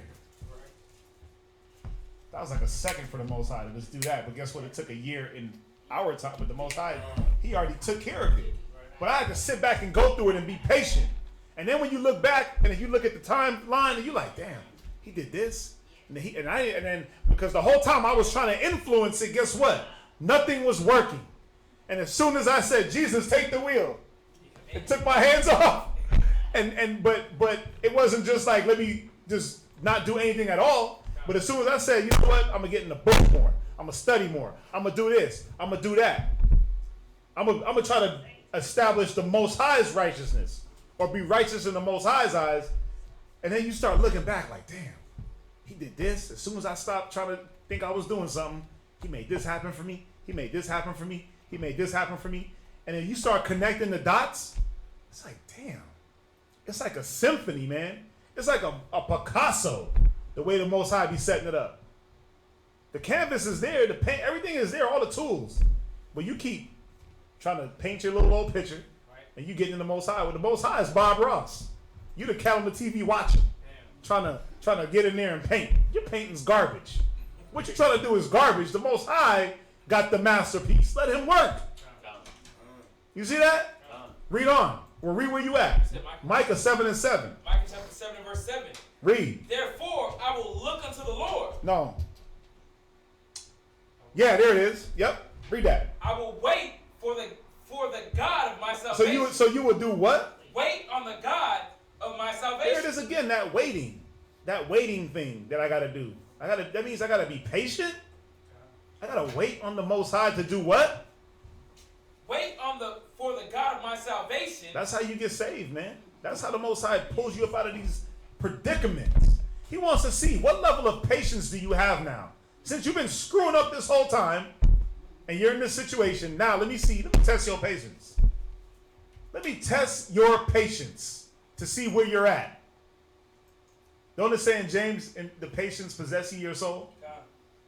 You gotta really think about what that means, man. That's deep. That's deep. When you really, really think about that scripture. We're gonna go there. From there, go to Isaiah 55 and verse 6 through 9. Isaiah 55 and 6 through 9. Isaiah chapter 55 and verse 6. Wait for him to get that. So we got to be patient, man. We got to let the Most High work. Yo, you ever... It's like them cooking shows, man. Cat cooking a beautiful gumbo or something. No shrimp or nothing like that. But he cooking like a beautiful plate of food. And somebody come in and just throw some salt and it just ruin the dish. Right. You ever cook something beautiful and then you serve someone and they just put hot sauce all over it and kill the flavor? It's like, I already cooked it wonderfully. And you gonna put hot sauce and everything tastes like hot sauce? They add their own seasoning, they add their own. It's like, come on, man. That's what we try to do with the Most High, where it's like, he already cooked the dish, and you're going to try to add your own influence, your own flavors. When it's flavored perfectly, it's seasoned beautifully. It's seasoned to perfection. Right? Read that. Where you at? Isaiah chapter 55 and verse 6. Verse 6. Read. Seek ye the Lord while he may be found. So we got to do what? Seek ye the Lord while he may be found. Think about it. It says why he may be found. Because you might not always be able to find him. He might be like, man, you already done try to influence too much stuff over here. Guess what? You deal on your own now. You got to seek the Most High while he be found. Read. Call ye upon him while he is near. He might not always be near to you, man. Most High might cut you off. He might turn his face from you. Because you want to influence every little thing that he's trying to do for you. You want to have the say on how things should go. Instead of just rolling with the program. Right. Some of us got to really sit back and think, man. Online, in here. When has the Most High really, ever really forsaken you? He was wicked. Even when you was wicked. In your mire. When he said in Isaiah, he was in your blood. When did the Most High really forsake you? And have you just out there? You know, the only time you were forsaken by the Most High was when you thought you had an influence. And then the Most High say go right, you start going left. That's when you forsake yourself. Most High never forsakes us. You forsake yourself. Most High say go this way, I'm going to go this way. You bamboozled yourself. Read. Verse 7. Actually, second precept. Call ye upon him while he is near. Read. Let the wicked forsake his way. You see that? Let the wicked forsake his own way. Because he's not listening to the Most High. Read. And the unrighteous man his thoughts. Read. And let him return unto the Lord. Read. And he will have mercy upon him. And to our God, for he will abundantly pardon. Read. For my thoughts are not your thoughts. And this is the point. The Most High is trying to show you that your thoughts ain't his thoughts. So stop thinking that you can influence. Stop thinking that you got to say. Stop thinking that when you're gonna throw in your little ad-libs. Stop thinking that that's going to change something. The Most High say go right. Go right. The Spirit say go right. Don't go left. Because you will be destroyed. Read. Neither are your ways my ways. And your ways ain't his ways. Because if they were, you wouldn't need to be taught his ways. If his ways were your ways, you'd be perfect. Right. You live a perfect life. You wouldn't be so screwed up in the mind. You would know which way to go and when to go. Your timing would be perfect. Read on. Saith the Lord. For as the heavens are higher than the earth, so are my ways higher than your ways. How many of us can touch heaven? Just by jumping. So how you going to touch what the Most High got going on for you? How you think you going to put your hand to the plans that the Most High got set up and really make it come forth the way it should? That's why things don't work out for us, man. We so hard-headed and rebellious and just concrete-headed. It's crazy. We really think that we on. We really think that we got to say. And it trickles down from a man under Christ. We really think that we're going to go against what Christ wants. Sisters with their husbands. Y'all really think that y'all going to go against what he got set down? and it's going to benefit? Come on, man. You might get away for a little bit, but when that destruction comes, then what? You better seek the Most High while he's near. Did we just not? Did we just see a brother walking? Brother was in the school. For the second time. Just looking bad. But guess what? He left that covering because he didn't want to seek the Most High when the Most High was near to him. So now that he's out there, the Most High is like, deal with them elements. Them weak and beggarly elements. You go out there and deal with that. You want to walk your own path? Guess what? You better have some good shoes. Because you're going to be walking. You're going to be going through it. For no reason. That dude looked like he's going through it. I mean, damn. Right. It's bad. I don't mean to laugh. But the Most High is cold. What you got? The Most High laughs. The Most High. He said you laugh at your calamity. Why? Because the whole time he was like, don't go left. Don't go left. Go right. And you were like, nah, let me see what's over here. Let me see what's over here real quick. Let me slide down this alley. Let me bend off down this block. As brothers like to say, I'm about to bend off over here real quick. Instead of following the path that the Most High laid down, instead of following what the Most High want, let me influence my own way. It says a man's goings are of the Lord. How can he then know his own way? You can't. The only way to know your own way is to let the Most High guide you, and then you'll see your way. Finish up where you at. And my thoughts, then your thoughts. Read. So the Most High is showing you the order of the thoughts. As earth is to heaven, heaven is way above earth. So are the Most High's thoughts to your puny brains. To our puny thoughts. Our mortal, human, weak-ass thoughts. Those thoughts of, I need a cheeseburger, and you just give into it. Like, damn, there's no fight. Those thoughts, I got to go sleep with this chick because she got a fat one. Like, damn, bro. Just because she got some extra meat on the back of her back, you gotta go. You have to sleep with her. Like, what the hell? You see the thoughts? Like, when you really look at it, though, she got some extra meat in the back pocket. So all of a sudden, that makes her sleepable with. That makes her something that you gotta sleep with. And that cheeseburger got some extra cheese, so I gotta have it. Weak ass thoughts, man. The Most High's thoughts is way above our thoughts. So what can you influence? Again, I'm going to keep asking that question. You got to really think about it. Finish up. Verse 10. For as the rain cometh down. Oh, that's it on that. You read to verse 3, right? Verse 9. Yes, sir. Con. From there. Whoa. Wait a minute. From there, go to Isaiah 40. Actually, yeah, go to Isaiah 40 and 27. Isaiah chapter 40 and verse 27.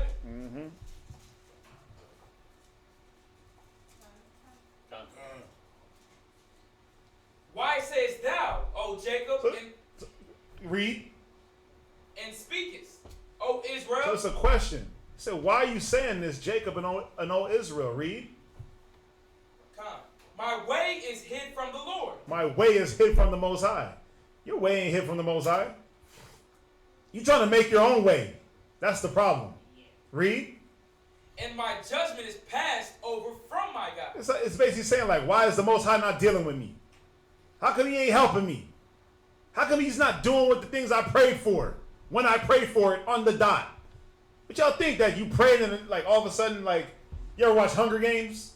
When you pray and like the little balloon, they will want something and the little kite will fall out the sky instantly. Care package. The little care package will just fall. Like, what the hell?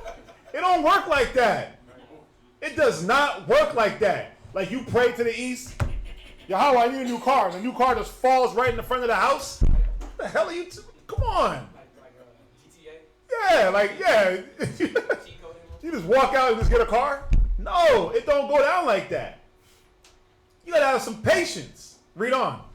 Hast thou not known? Read. Hast thou not heard? Read. That the everlasting God, Read. the Lord, the creator of the ends of the earth, Read. fainteth not, Read. neither is weary. Haven't you known that the Most High does not stop even when you think he's not messing with you? Even when, because your blessing don't come as fast as you want it, or the things you ask for don't come as fast as you want it, Don't you know the Most High is still working? The Most High don't get weary. But you think he does because you ain't got no patience. You ain't got no faith. There's no long suffering. Your thoughts get weak. We got to stop that. We got to have faith, man. We got to wait. We got to wait on the Most High. Read. He giveth power to the faint. He does what? Giveth power to the faint. Read. And to them that have no might, he increaseth strength. Yeah, but you got to have faith. You got to have patience. You got to have some long suffering. You got to have went through some things. This is showing a person that is patient. A person that's willing to wait for the Most High to increase them. Read. Even the youth shall faint and be weary. Read. And the younger men shall utterly fall. Read. But they that wait upon But the they Lord, that do what? wait upon the So Lord. we're supposed to do what? Wait upon the Lord. We're not supposed to create our own path? Wait upon the Lord. Read. Shall renew their strength. That's how you get your strength renewed. That's how you build up that courage. That's how you get physically strong, mentally strong. We got to wait for the Most High to do it. And it doesn't mean just sit on your couch and do nothing. Right. You're supposed to wait, study, build. Keep the course. Walk that straight and narrow path. I'm gonna wait on the Most High. Let me go slang these drugs while I'm waiting for the Most High to increase me. Oh no, that's not what it's talking about. Or I'm gonna sit back and just be lazy as hell, gain weight, and wait for the Most High to increase me. I'm waiting. Nah, brother, you going out the street teach today? Nah, brother, the scriptures say for me to just wait. I gotta wait on the Most High. The Most High is not gonna send into your living room. You gotta do some work. You gotta put in some work with that faith. But most of all, we gotta wait.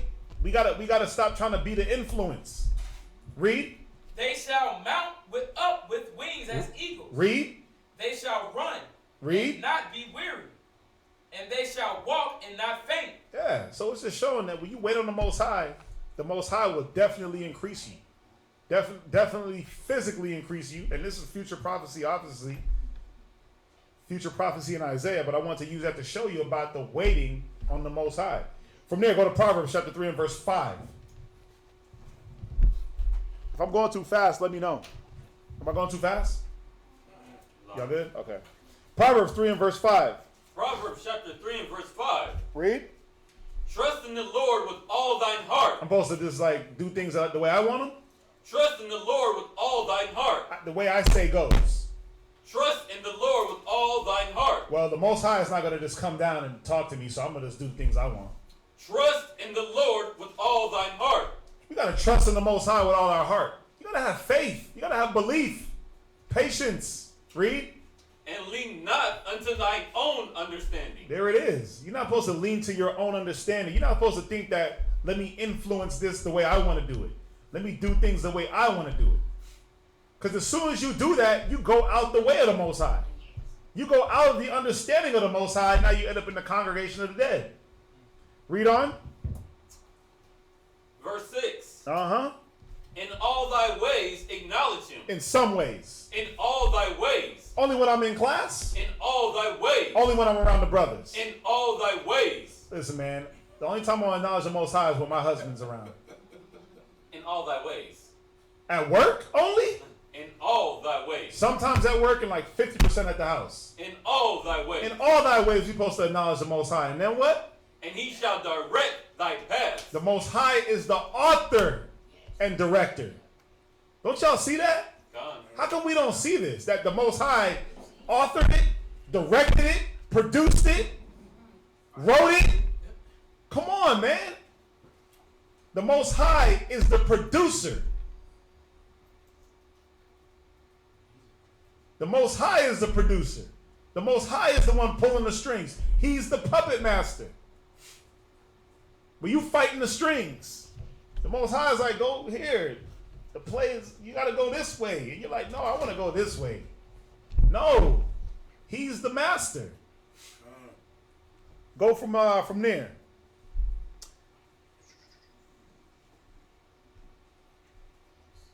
Go to Ecclesiastes.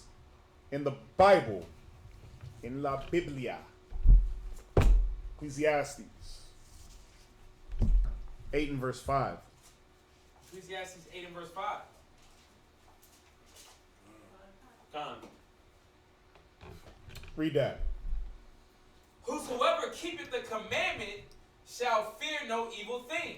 Shall feel no evil thing. So we know if we keep the commandment of the Most High, we're going to be near to the Most High. We ain't going to feel that evil. It's going to be around us. It's going to surround us. We ain't going to feel it. Right? Because we're trying to seek the Most High when he's near. We're trying to seek him early. Right? Con. Read on. And a wise man's heart discerneth both time and judgment. What can a wise man's heart do? Discerneth both time and judgment. So a wise man knows the timing of the Most High. A wise man knows, okay, let me fall back. There's nothing I can do in this situation. There's no amount of brain power I can use to influence the situation. There's no amount of stressing. There's no amount of anxiety that I can have to change what's going on. He discerns time and judgment. Read. Because to every purpose there is a time. There's a what? There is a time. Every purpose has a time. The problem is we're just wanting to establish our own timing. Right. Read. And judgment. And judgment. Read. Therefore the misery of man is great upon him. Read. For he knoweth not that which shall be. Read. For who can tell him when it shall be? See that, and that's going more into like the death, timing of death. But the point is this: we don't know the timing of anything. Our timing is off. You got those that want to try to avoid death, and by avoiding death, they die. You ever watch? What is that? Like the Final Destinations? Yeah, it's like we gotta avoid death, and avoiding death, that's your death. When you should just roll the way the Most High wants you to roll. But then you can't run from that timing either. That's the thing. When it's your time, it's your time. From there, go to Ecclesiastes chapter 3 and verse 1.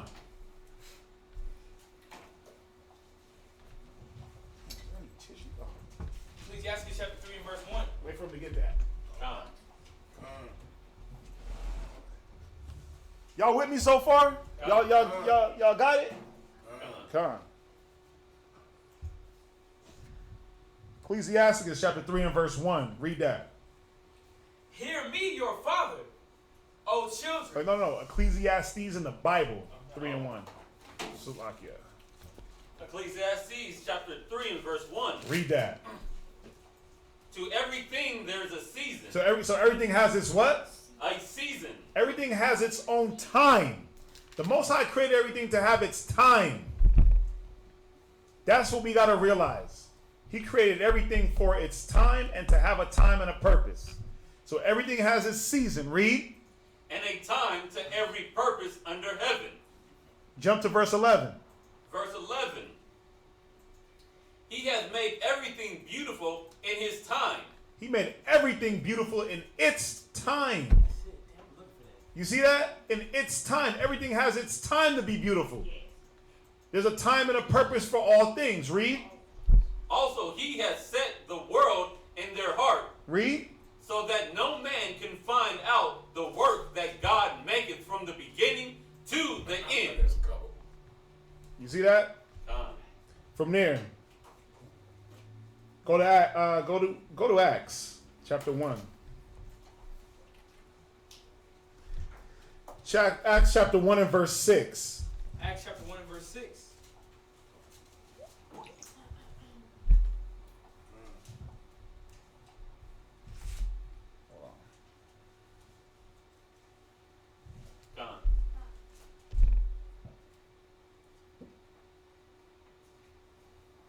Y'all got it?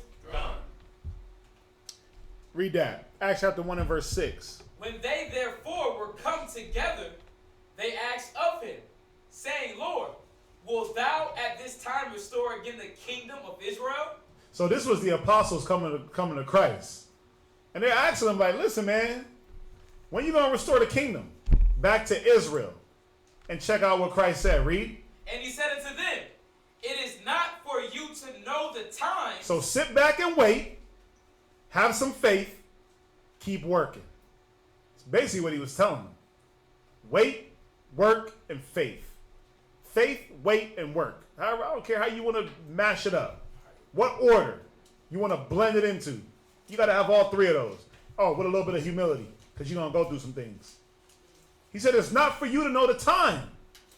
It ain't your business. Read. Or the seasons. Read. Which the Father hath put Which who? Which the Father hath put in his own power. No, they created the times themselves. Which the Father hath put in his own power. The Most High put the times and seasons in his own power. It wasn't up to them. It wasn't for them to know. They couldn't do anything about it. Because guess what? The Most High has control of the time. The Most High got control of what's going on. Read. Verse 8. Mm-hmm. But ye shall receive power. So you're gonna receive this power. You're gonna get spiritual after what? Read. After the Holy Ghost is come upon you. So guess what you gotta do? You gotta wait. You gotta study. You gotta study. You gotta actually seek the Most High. That's how you get the Holy Spirit. What does the Holy Spirit do? No. St. John, brings all things to your remembrance and teach you all things. You got to seek the Most High. You got to be taught of the Most High. You see that? You're going to receive the power after the Holy Ghost is upon you. Read. And ye shall be witnesses unto me both in Jerusalem. Read. And in all Judea. Read. And in Samaria. And into the utmost part of the earth. From there, go to Proverbs. Actually, go to Psalms 37 and verse 34.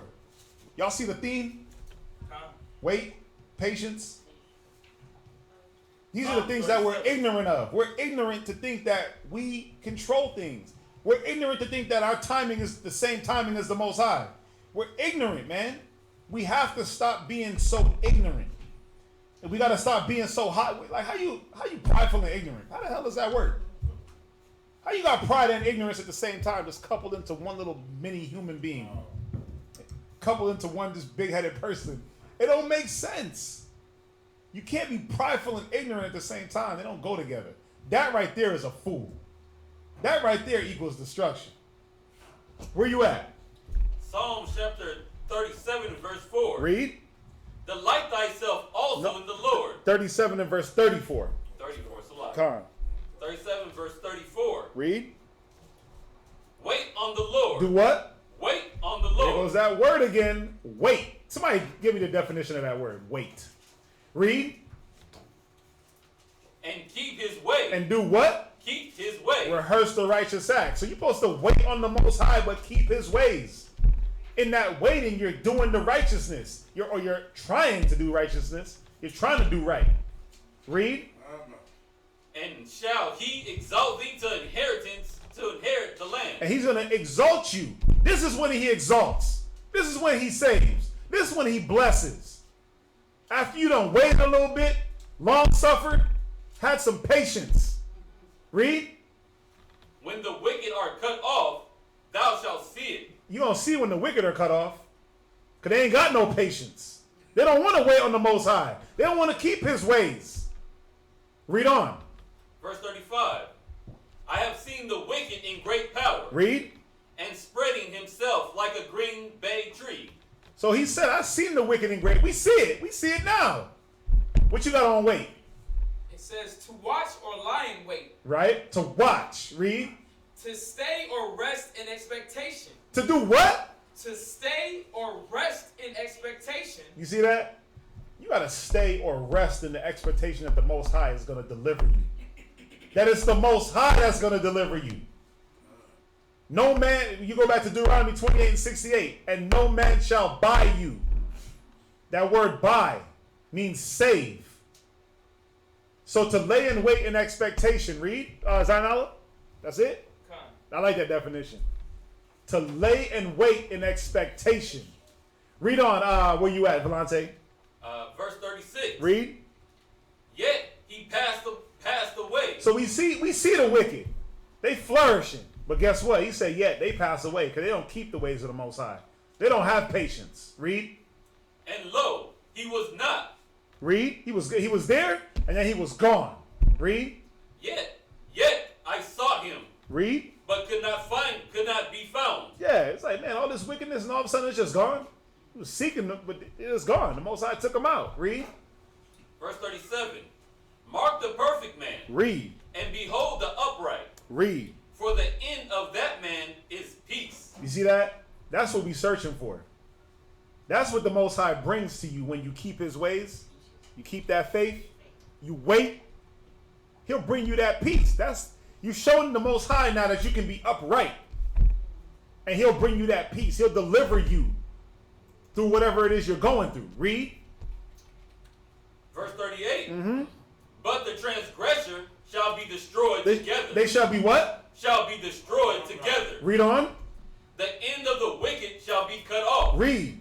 But the salvation of the righteous is of the Lord. Is of who? Is of the Lord. So the righteous saves itself? The righteous is of the Lord. The righteous, the salvation of the righteousness, of the righteous is of the Lord. You don't save yourself. You might get yourself into some conundrums, into some coinkydinks, predicaments, whatever. But guess what? You can't save yourself. You get yourself in it, the Most High got to get you out of it. Read on. He is their strength in the time of trouble. He's their what? Strength in the time of trouble. Read. And the Lord shall help them and deliver them. He shall deliver them from the wicked and save them because they trust in him. Y'all see that? Do y'all see that? From there. And this is the problem. This is the problem. That's all fine and dandy. But a lot of us, man, we lack a lot of faith. We lack faith to the point where the Most High is like, man, I can't mess with you. I can't even build you up a little bit because your faith is so small. Go to Hebrews 11 and 6. Hebrews 11 and verse 6. So we're finding out that the way the Most High comes through for us, man, we gotta be patient, man. We gotta be patient. We gotta really be ready to endure. That's why when the Most High said in Ecclesiastes, he said, prepare your soul when you come to serve the Lord. You think he was saying that just for kicks and giggles? Like prepare your soul? Prepare your mind? No. He was telling you, listen, you about to go through some things. And guess what? I'm going to drag it out. You have to wait on me. It ain't no different, parents in here. It ain't no different when your kids ask you for something and you like, man, just wait. I'm doing something. And what do? You make them wait, right? Till you see the appointed time to give them whatever it is you feel they want, whatever it is they want. You choose the time. It's not like they come up like, I want this, and you're like, yeah, every little thing they want. No. So put yourself in that situation and look at it that way. You asking the Most High for something, or you want something from the Most High, he's like, nah, just wait. Right now, that ain't good for you. You eat your dinner yet? You want cake? You eat dinner? You do your homework? You see how the Most High deals with us like big ass children. It's like, Dad, can I go outside? Wait, did you do your homework? Dad, can I have a piece of cake? Did you eat your dinner? We like, Yahweh, I need the. First of all, you ain't even studying. Like, first of all, Yahweh, bless me with the new job and the car and the this and the that. First of all, you need to show up to class. Get your damn thoughts right. You want all these blessings and you ain't even doing nothing. We want and are not willing to show the Most High that we deserve it. And all he wants us to do is just wait it out a little bit. Stay the course. Follow him. Have some faith. But read that, Hebrews 11 and 6. But without faith, it is impossible to please him. It's impossible to please the Most High without a little bit of faith. The faith of a grain of a mustard seed. This mustard seed is just small, man. It's one of the smallest seeds. All you gotta do is have the faith of a grain of a mustard seed, and you'll be able to please the Most High. We said without faith, it's impossible to please him. Read. For he that cometh to God must believe that he is. You gotta believe that he's there for you, that he is gonna do, that he exists. You gotta believe that when you ask him, he's gonna deliver it. It might not be right then and there, but you got to believe that it's going to happen at some point. Done. That's the problem. That's the problem with us. We want things that it's this microwave instantaneous thought process of I pray for it, it should be right in my driveway. I pray for it, it should my 5-bedroom house should be right surrounding me. It should be being constructed as I pray. I pray for it, my bank account should automatically just be overflowing. I pray for it, I should be floating because the Spirit is not with me. Come on, man. You got to work to attain what you want. That's the one thing. You got to put in the work. Read on. And that he is a rewarder of them that diligently seek How do you get rewarded? If that them diligently seek him. How do you get rewarded? Diligently seek him. How do you get rewarded? Diligently seek him. Class, how do you get rewarded? Diligently seek him. We got to diligently seek the Most High. We got to be vigilant in seeking the Most High. That should be your first and foremost. You know why you don't get half the stuff you ask for? Because you rather put that, because when you do get it, you're going to forget who gave it to you. That's one. The Most High knows as soon as you get that, you're going to forget about him. You hold in reverence the things you ask for higher than the Most High. That's why you ain't got it. That's why he ain't gave it to you yet.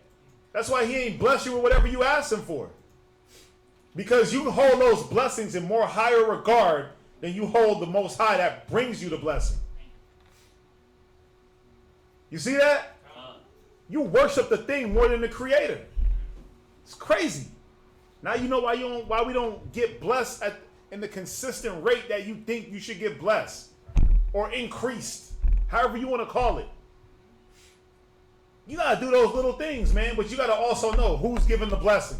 Why am I getting the blessing? How am I getting the blessing? What do I use the blessing for? Right. How much do I worship the blessing? Are you worshiping your blessings? But we do that. And then we wonder why we don't keep getting blessed. Go to Deuteronomy 30 and 20. Oh, no. Go to Deuteronomy 30 and verse 20. Deuteronomy chapter 30 and verse 20. This is why the Most High don't give you what you want. This is why the Most High don't give you the things you want. You don't wait on him. You're not humble. We have no humility. We don't have no timing. We don't have no tact. We don't have no patience. We don't have no faith. Read that.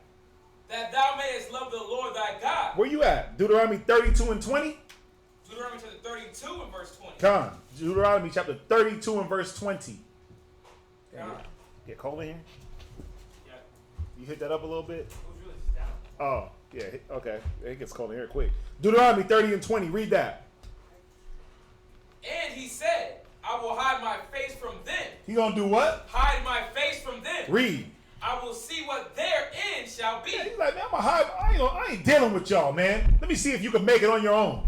Since you want to orchestrate something, since you want to save yourself, let's see if you can do it. Since you got the faith in you, let's see how well off you are by yourself. I'm gonna turn my back. Read. For they are a very forward generation. Because they're what? A froward generation. Forward as hell, man. Forward. Look that word up. Forward. Read. Children in whom is no faith. There's no what? No faith. Faithless, man. Faithless and forward. You rude. Ignorant. You ignorant and faithless. How you ignorant and rude? How you faithless and disrespectful?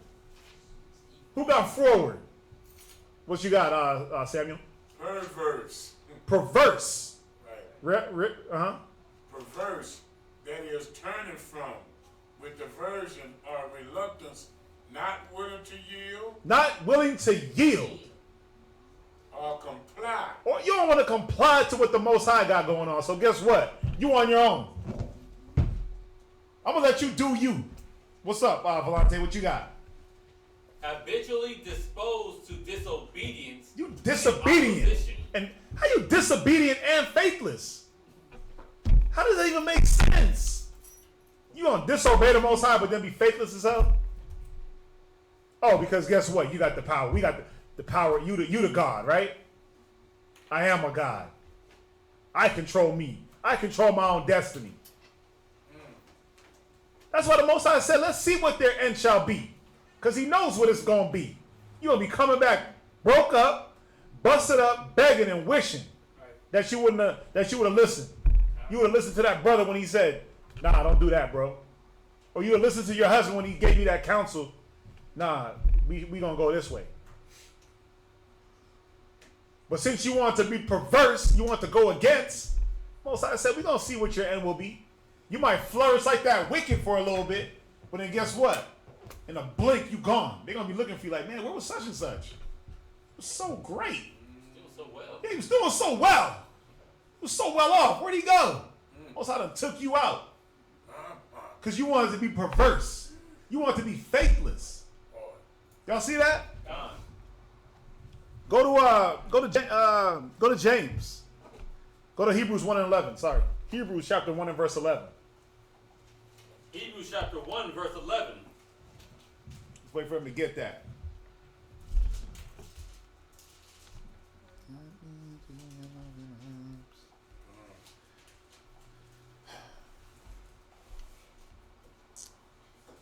Read that. Hebrews chapter 11 and verse 1. I'm sorry. Oh, 11. Yeah, 11 and verse 1. I said 1 and 11. Hebrews 11 and verse 1. I'm sorry. Hebrews 11 The dyslexia. and chapter 11, verse 1. Read that. Now faith is the substance of things hoped So for. this is what faith is. This is what having faith is. You're hoping for something. Read. The evidence of things not seen. But guess what? You can't see it. That's how the Most High works, man. That's how the Most High works. You know why he wants you to have faith? He said, what's the point of having faith in something you can see? He said, blessed are you. He said, blessed are those that have seen but believe. But blessed are those that have not seen and believe. That's the point. You got to know that the Most High is. He wants to see. Does this person believe that I am? And that I will do for him? It says the Jews seek a sign. The Greeks seek knowledge. You need a sign from the Most High to know that he's real? How about you blinked your eyes 1,000 times in 1 minute? How about you breathing and you can't even think about how you're doing it? You're breathing and you're doing it subconsciously. That's the Most High right there. How about that? How about them apples? How about the oceans ain't flood the earth with the tide? How about that? How about that sun and that moon rises every single day? Or them stars light up that sky? That should be evidence enough. That's good enough for me. Yes. Because guess what? I know no man could put no stars up in that sky. Because guess what? They's trying to do it, but they still haven't been able to do it. So if that's not evidence enough, what else do you need? You need the angel to slide down on you? The angel to come down and... Volante. There is a God. Yeah, you need... Come on, man. Come on now. Where you at?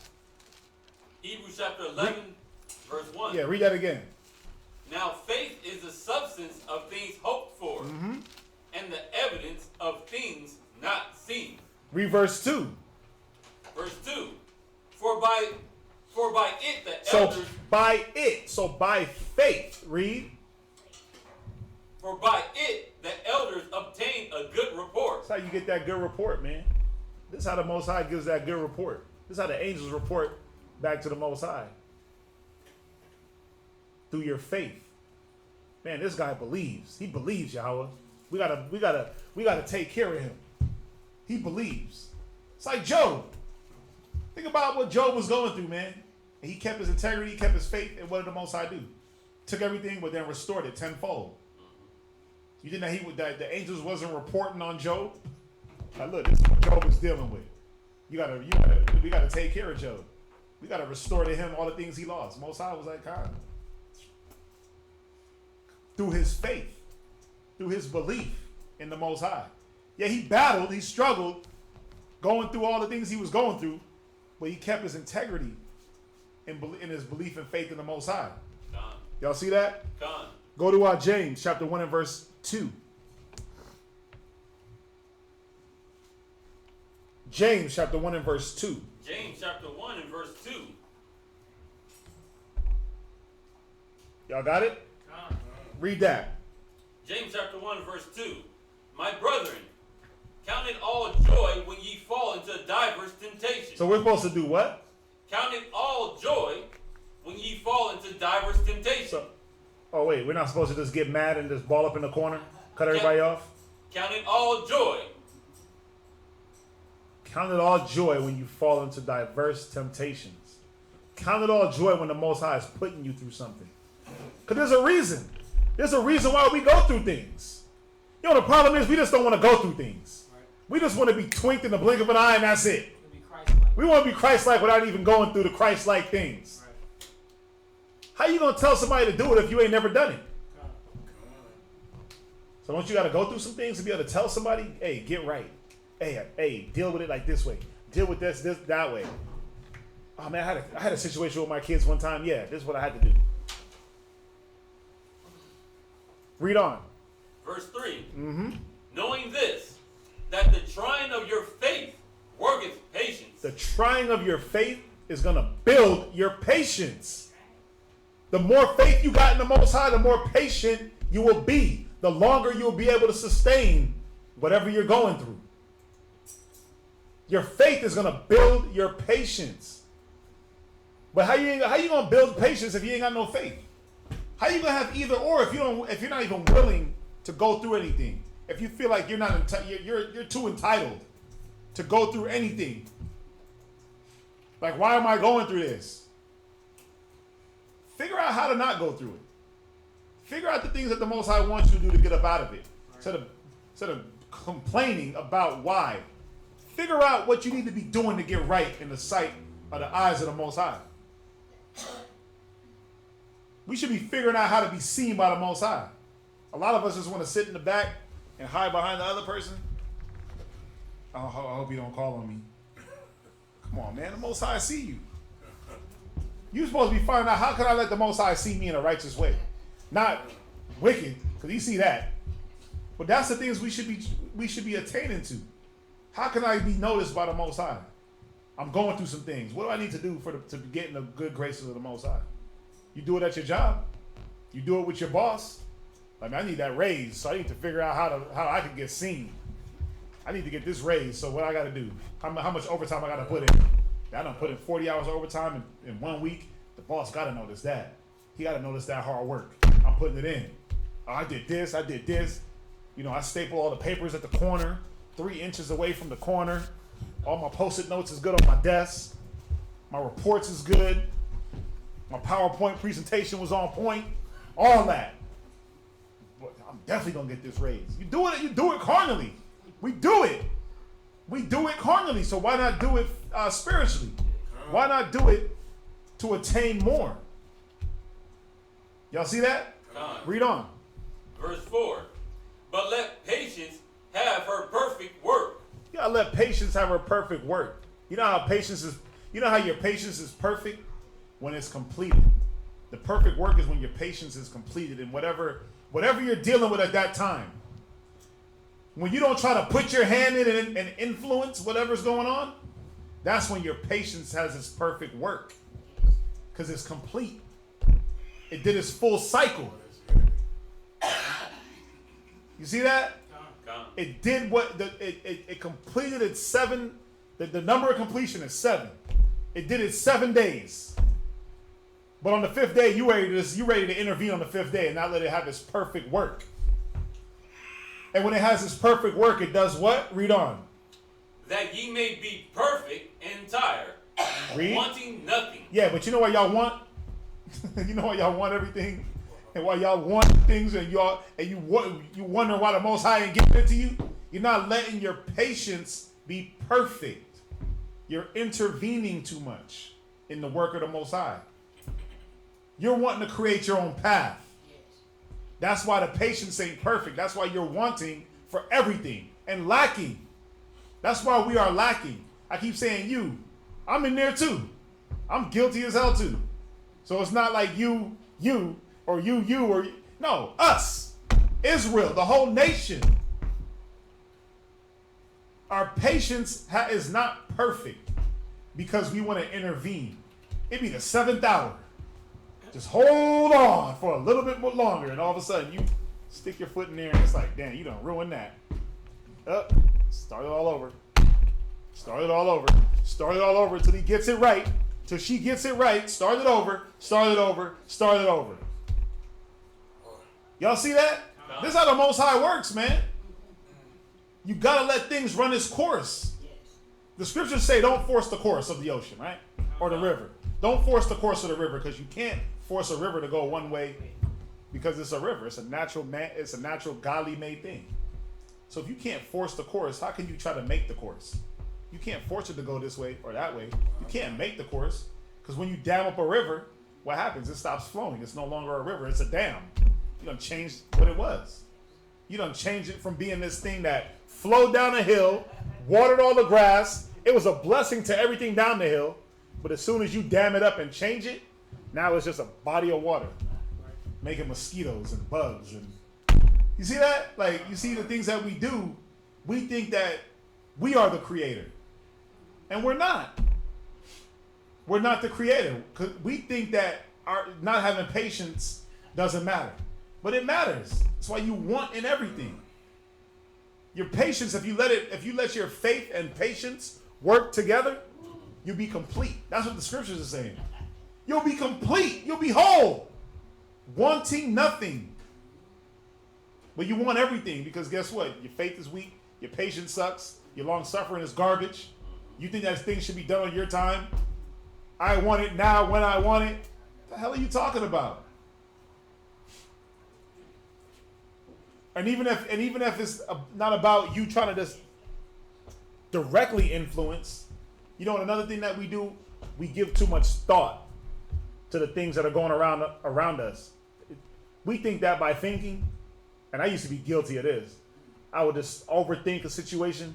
I would think of every which way it can go bad or good, and I would be like, okay, I thought about this. I thought about this. I thought about this. I like try to put my head, like my mind, in like the Most High's mind. I try to be omnipotent somehow by thinking. It's off, because you can't be omnipotent.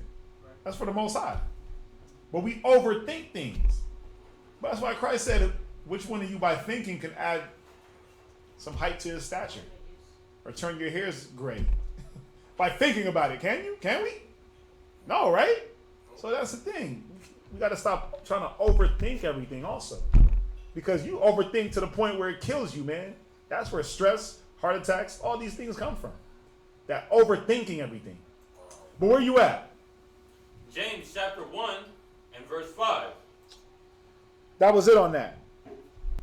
That was it on that. Go to Romans. So we got to see, man, a lot of things don't go our way because we're impatient. We lack faith. Our timing is garbage because we're not waiting. We're trying to do things on our own time and not the Most High's time. So our timing, our faith, humility, all these things lack.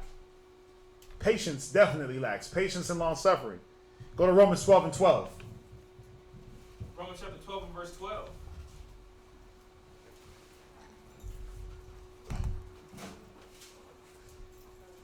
Romans 12 and 12. Let's see.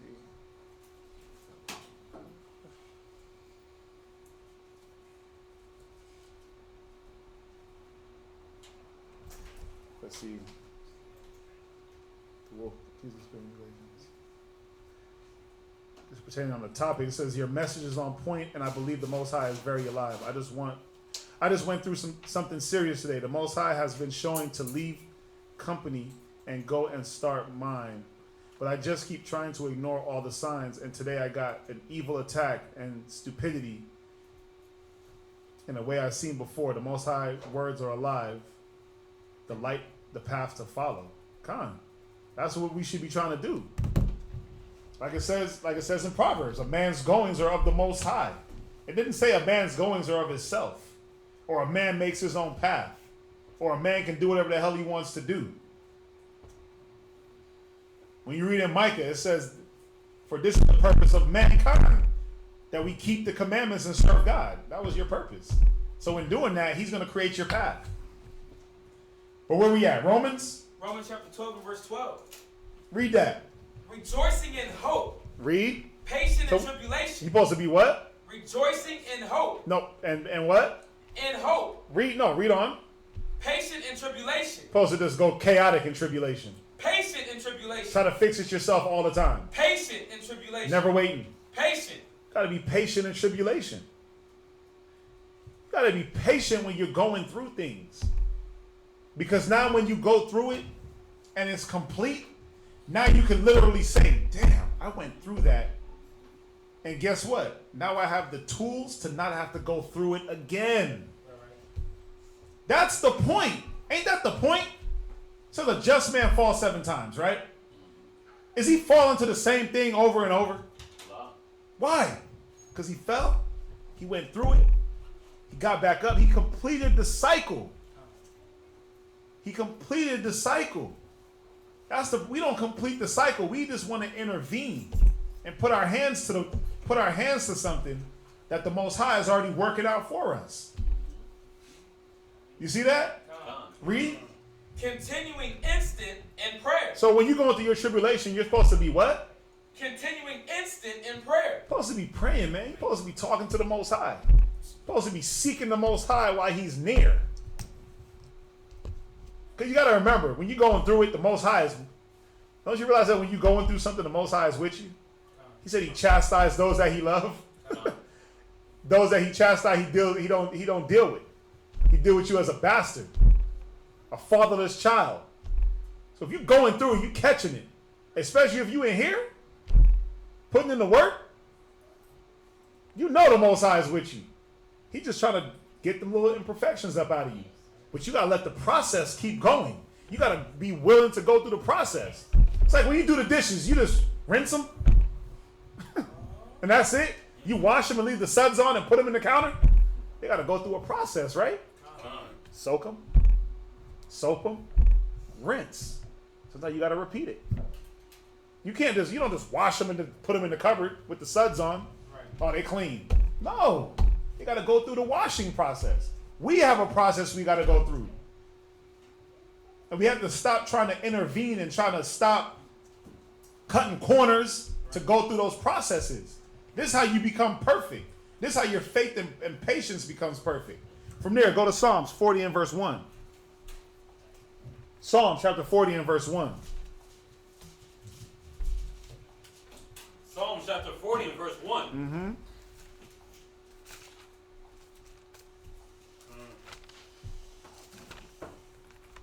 Y'all got it? Read that. Psalms 40 and verse 1. Psalm chapter 40 and verse 1. I waited patiently for the Lord. You see that? Read. And He inclined unto me. He ran away from me. He inclined unto me. So I waited for the Most High, but then He forsook me. He inclined unto me. So I waited for the Most High. I prayed. I had patience. I had humility. But the Most High just didn't do nothing that He said He was going to do. He inclined unto me. You got to wait patiently for the Most High, and then He'll incline to you. This is how you get noticed by the Most High. This is how you get them blessings. This is how you get things worked out in your favor. You got to wait patiently for the Most High. Read. And heard my cry. And He heard it. He heard the cry. Read. Verse 2. He brought me up also out of a horrible pit. He did what? Brought me up also out of an horrible pit. Read. Out of the Miry clay. miry clay. Read. And set my feet upon a rock. So He got you about that clay, out that quicksand.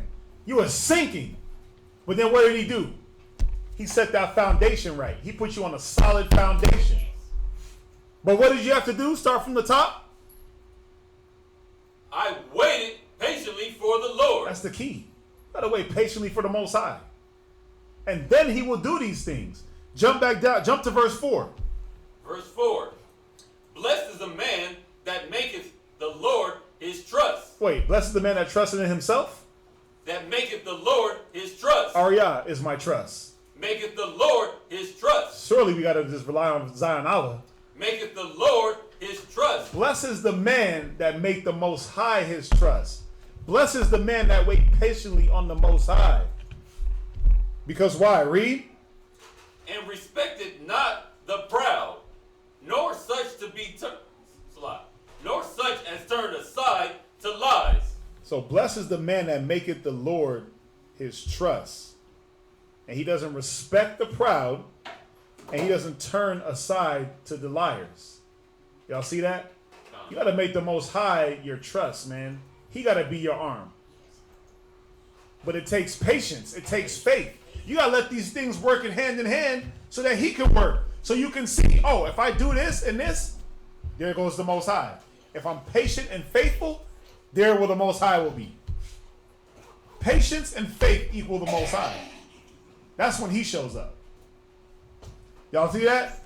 Go to 2 Thessalonians 3:1. 2 Thessalonians chapter 3 and verse 1. Hold on.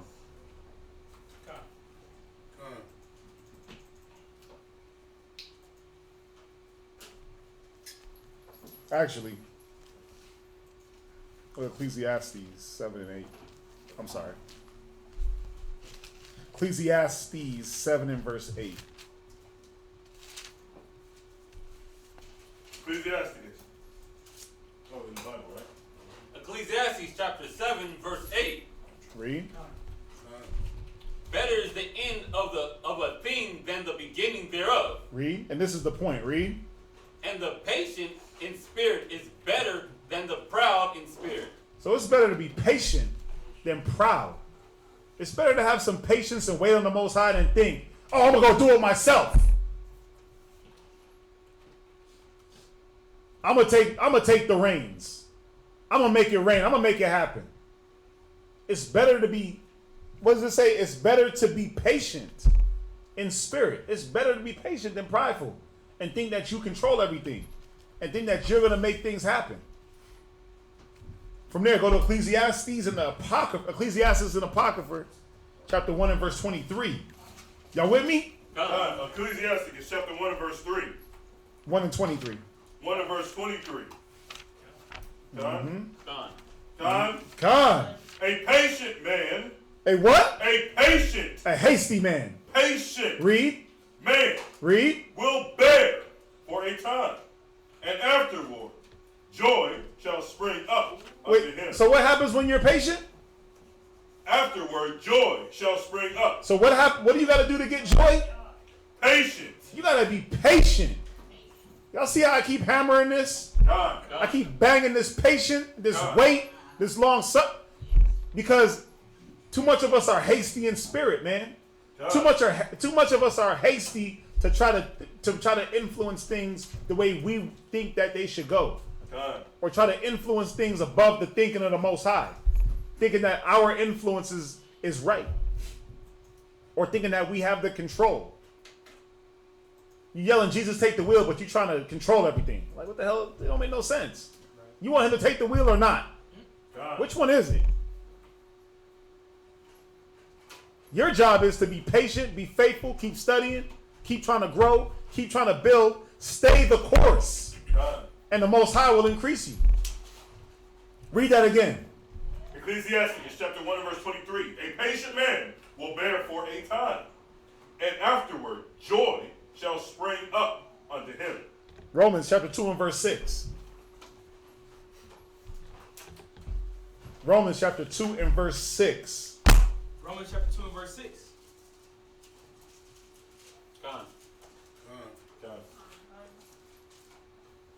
Read that. Romans chapter 2 and verse 6. Who will render to every man according to his deeds? Well, we know the Most High is going to render to every man according to his doings. He's going to recompense evil for evil and good for good. We know that. Read. To them who by patient continuance. So you got to do what? Continue in patience. You got to continue in your work patiently. If you doing the work of the Most High and you catching hell, keep working. That don't mean let me stop. No. It said continued patience. Read. And well doing. In what? And well doing. And just sitting on your ass? And well doing. And laziness. And well doing. I'm going to just go do what I want because the Most High is putting me through it. And well doing. Well, you know, man, I was catching hell, so I decided I'm about to go do my own business. And well doing. You got to be doing well.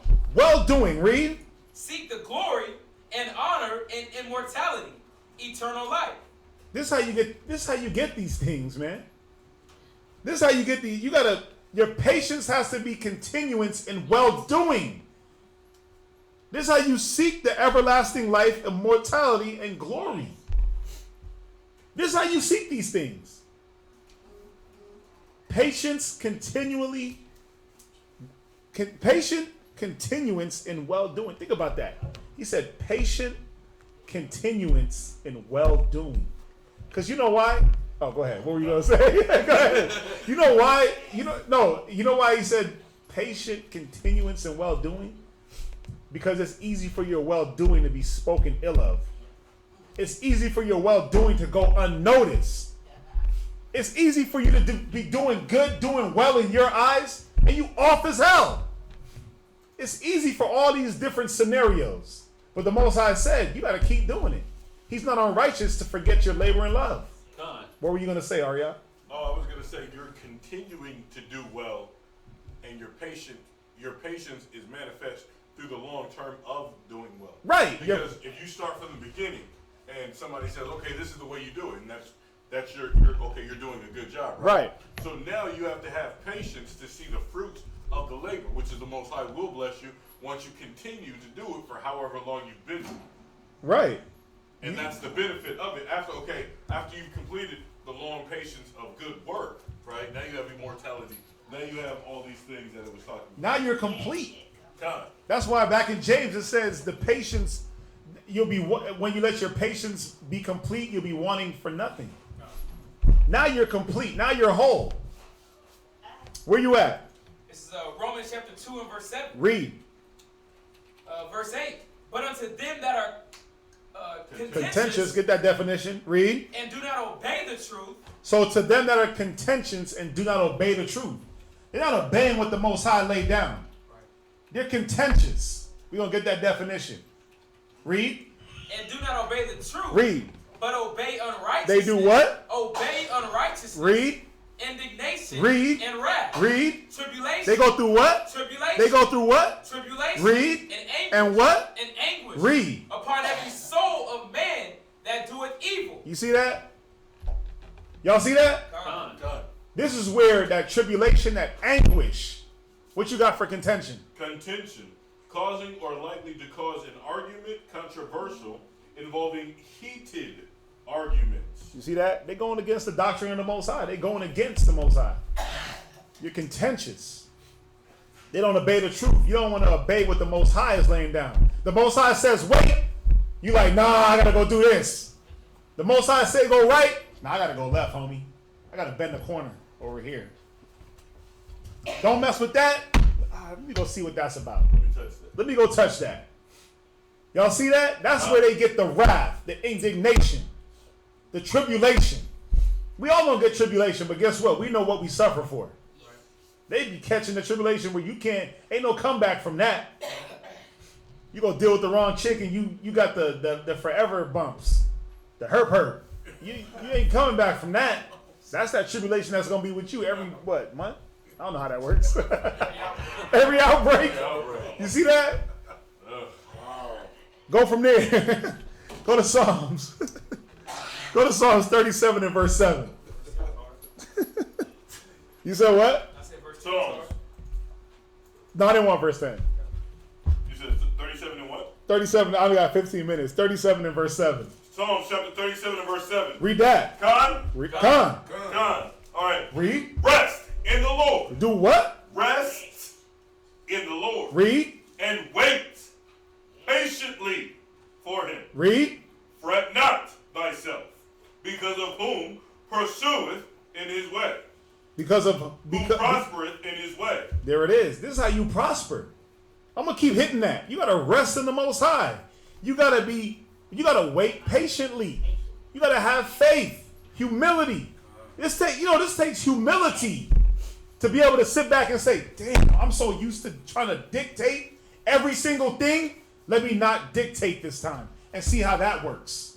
I done dictated everything in my life and my life is screwed up. Let me be humble and see that my way don't work.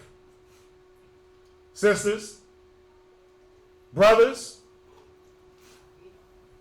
Husbands, wives. Read.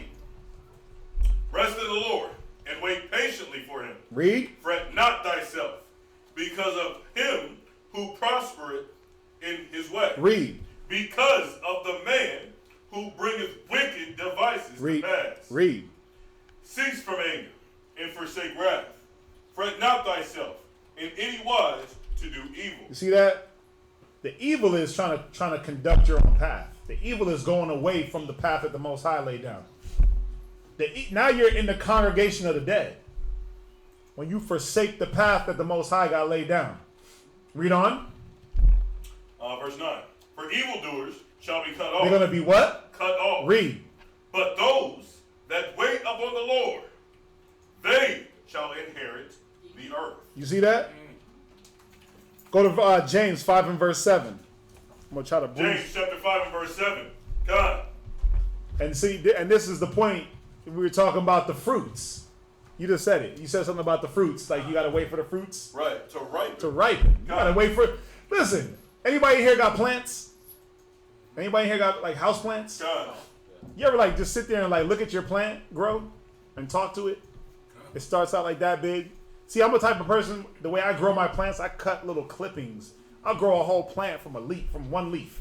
That's how I am. I've been doing that since a kid. I see a plant I like, I'll go snip it, plant it in the pot, and I'll watch it grow. It takes patience, dude, to see that plant grow. It takes patience to know that it's like the one that they call it the spider plant that I have. Right. Dude, I got a clipping of that in California. That plant is called a Christmas cactus. That plant started this big.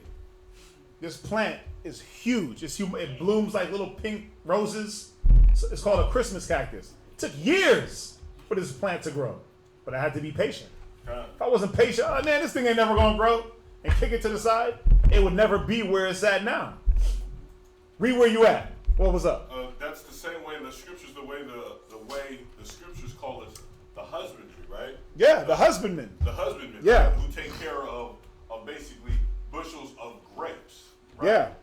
Well, if you understand Israel's history, you got to understand that we couldn't even touch the first fruits that came from the plant. We couldn't even touch. So basically, 5 years later, that's when we got the benefit of our crops, right? So even in that, as a husbandry, you had to wait for an extended amount of time before you even got the benefits of planting a vineyard. Before you got the fruits of your labor. Exactly. You couldn't even, like what Lil Wayne say, I like to eat the fruits of my labor when they still ripe. You couldn't even get that. Yeah, you can't do You have to wait 5 years. But read where you at. Let's get the rest of these James out. chapter 5 and verse 7. Read. Be patient, therefore. Be what? Be patient, therefore. Read. Brethren, unto the coming of the Lord. Read. Behold, the husbandman waited. He does what? Waited. He does what? Waited. Read. For the Precious. for the precious fruit of the earth. So he got to wait for the fruit of the earth. Read. And have long patience. He has what? Long patience. Read. For it, until he receive the early and the latter rain. Read. Verse 8. Be ye also patient. Be what? Be ye also patient. Because this is going to do what? Read. Establish your heart. This is what establishes your mind. Your patience. That's why it says, in patience possess ye your souls. This is what establishes your thoughts. Your patience. Your long suffering. This is what's going to establish your faith. Then in turn, this is what establishes how the Most High deals with you. So it says, establish your thoughts. Read. For the coming of the Lord draweth nigh. You know why it says the husbandman waiteth for the fruit of the earth? Because it's a process for things to grow. God. You don't just pray and it grows. I'm gonna just pray and it's there. No, you gotta till that earth. You gotta plant the seed or sow the seed. You gotta cover the earth. You gotta water it. You gotta keep fertilizing. You gotta water, fertilize, all these, and then you'll start seeing it months later. Then you gotta wait for it to ripen, and then you gotta pick it. That's a process. It's a process. The Most High is saying that your patience is a process. Your faith, your long suffering, your humility is a process. Let the process have its perfect work, and you'll be whole. Because you'll be entire wanting nothing. You'll be entire wanting nothing, like it says in James. Because You won't want nothing. Because you're whole now. You're whole. You have everything you need. You waited. You were like, damn, I waited for these grapes. And guess what? These grapes is dope. They fat. They round. You didn't get them all little generic retarded grapes because guess what? You didn't rush the process. You didn't over fertilize. You didn't over water. Your grapes is too juicy. They're too juicy. They too wet.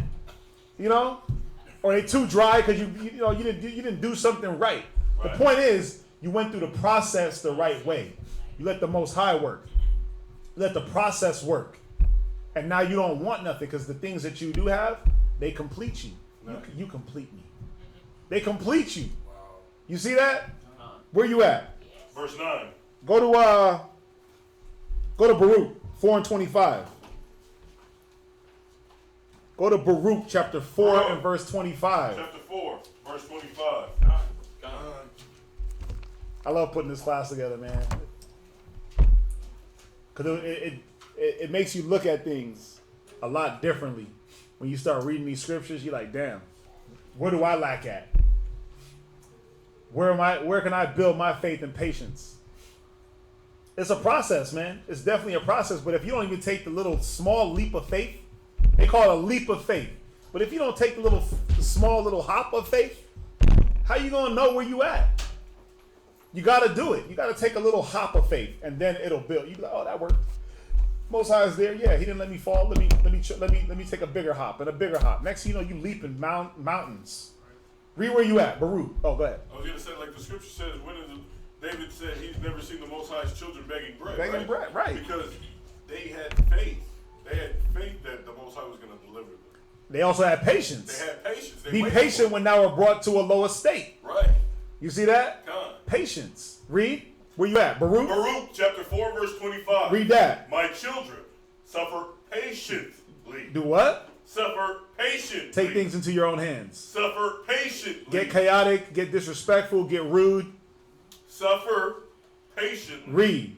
The wrath that is to come upon you from the Most High. It came from who? From the Most High. So the wrath that's on you is from the Most High. That's why he wants you to suffer patiently. He ain't going to destroy you. Don't y'all see that? If it's from the Most High, he's just testing you. It ain't to destroy you. It's just to see. Let me check this dude's temperature. Let me see where they at. Let me see where Zainal is at. Faithfully, patient-wise, long-suffering. Read on. For thy enemy hath persecuted thee. Read. But shortly thou shalt see his destruction. Yeah, but you got to be patient. You'll see the destruction of your enemy. You'll see whatever is holding you down or whatever the Most High got you going through. You'll see it dissolve. But you got to be patient enough to go through it, to see it through. A lot of our problem is we don't want to see things through to the end. We want to cut a shortcut. We want to make our own route. But we got to see it through. Read. And shall tread upon his neck. Yeah, you're going to be dancing on their neck. You're going to be dancing on your problems. You're going to be dancing on your problems. You see what I'm saying? Whatever the Most High puts you through, you're going to be able to stomp it out. Read on. My delicate ones have gone rough ways. Yeah, we're going through some rough times, man. We're going to catch it. Through much tribulation, you shall enter into the kingdom of the Most High. Read. And were taken away as a flock caught of the enemy. Read on. Be of good comfort. Be of what? Good comfort. Think about this, man. The Most High said we going through some rough times, but be of good comfort.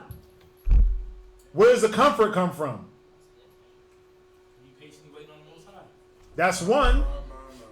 But it also comes through when we were talking about earlier, when the Most High said, continue in the path, do the things that he wants. Your comfort is the scriptures. That's the comfort. So you got to be studying your way through your problems. You got to be studying your way through the tribulation.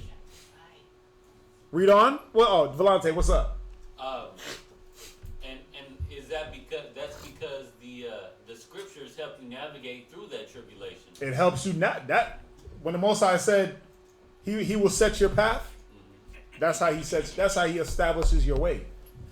A man's ways are. It says a man's ways are the Most High, right? This is the Most High. This is how you establish your ways. Because anything outside of this book is a man trying to establish his own ways. You see that? So yeah, by studying your way through things, now you see, oh snap, I'm not the only person to ever go through that. I'm not the only person to ever be broke, or have to borrow money, or not have a car, or not have this, or not have enough food, or not have enough house, or not, you're not the only person to go through these things. Now you can sit back and say, damn, Christ ain't had no place to lay his head. What the? That means he was always working. He was always working, but always moving around. I'm not the only one. I'm not the only one that's always working. Damn, these cats was getting chased around for speaking the word. Oh, okay, so we go. You'll see. Now I'm not the only one. It's nothing strange. Think it not strange, the fiery trial. It's not strange because you're not the first one to go through it. Read on. Be of good comfort. Be of good comfort. Read. Oh, my children. Read. And cry unto the Most High. Read. For ye shall remember. For ye shall be remembered. For ye shall be remembered of him that brought these things upon you. You see that? The Most High is going to remember that he brought these. It's just no different from Job. He brought the things upon him, but he was the one that restored them. Why? Because Job kept the Most High always in his mind. He didn't go astray. He didn't say, man, the Most High put me through this. Listen, man, I'm about to go to this other land right here and do my thing because the Most High is off. Nah. Why is he putting me through this? Because Job cried unto the Most High. You see that? Christ, same thing. Christ was crying to the Most High. Why are you, Father, why are you putting me through this? Let this cup pass from me. Most High delivered him. He put him through it, but then he was delivered. Read on. Verse 28. For as it was in your mind to go astray from the Most High. Because the things you go through, it might be in your mind. Like, man, I got to dip off. I might got to dip off a little. It was in your mind. Think about what this, we pulled this scripture a lot. But he said as if it was in your mind. You didn't even do it yet. But as a man thinketh, so is he. Right? So it was in your mind to go astray from the Most High. Read. So being returned. Read. Seek him 10 times more. You got to have 10 times more faith, 10 times more patience, 10 times more long suffering, 10 times more humility.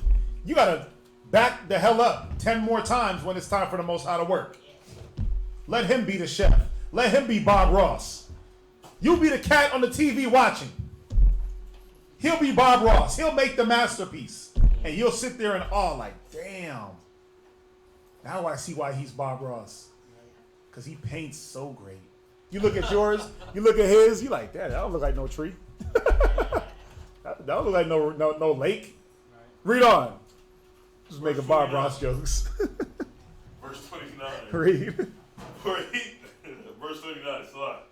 For he that hath brought these plagues upon you shall be your everlasting joy again with your salvation. So the Most High is going to find a way when he puts you through something to deliver you with that same thing. What's up? That's why in Psalms, read it. It says, in Psalms 51 and verse 12, it says, restore unto me the joy of thy salvation. Read. And uphold me with thy free spirit. Yeah. So even though David was going through this trial and tribulation, he was getting his butt kicked because of what was going on, right? He still knows that there's sunshine after the rain. Yeah. He still knows that the blessings, that the Most High is not going to forget what he did in his name. It's not the end. That's why he said, return it to me. Return it, yeah. I remember the good times. I'm going through some hard times. Bring back the good. Yeah, bring back the good. Yeah. Because he knows that the Most High deals in a balance. That's one. Exactly. And he's going to bring you high and low to test you, to keep you grounded. Read that. So it says, restore unto me the joy of thy salvation and uphold me with thy free spirit.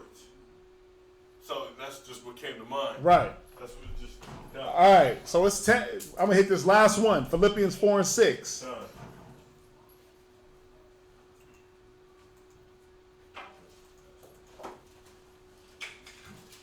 Philippians chapter 4 verse 6.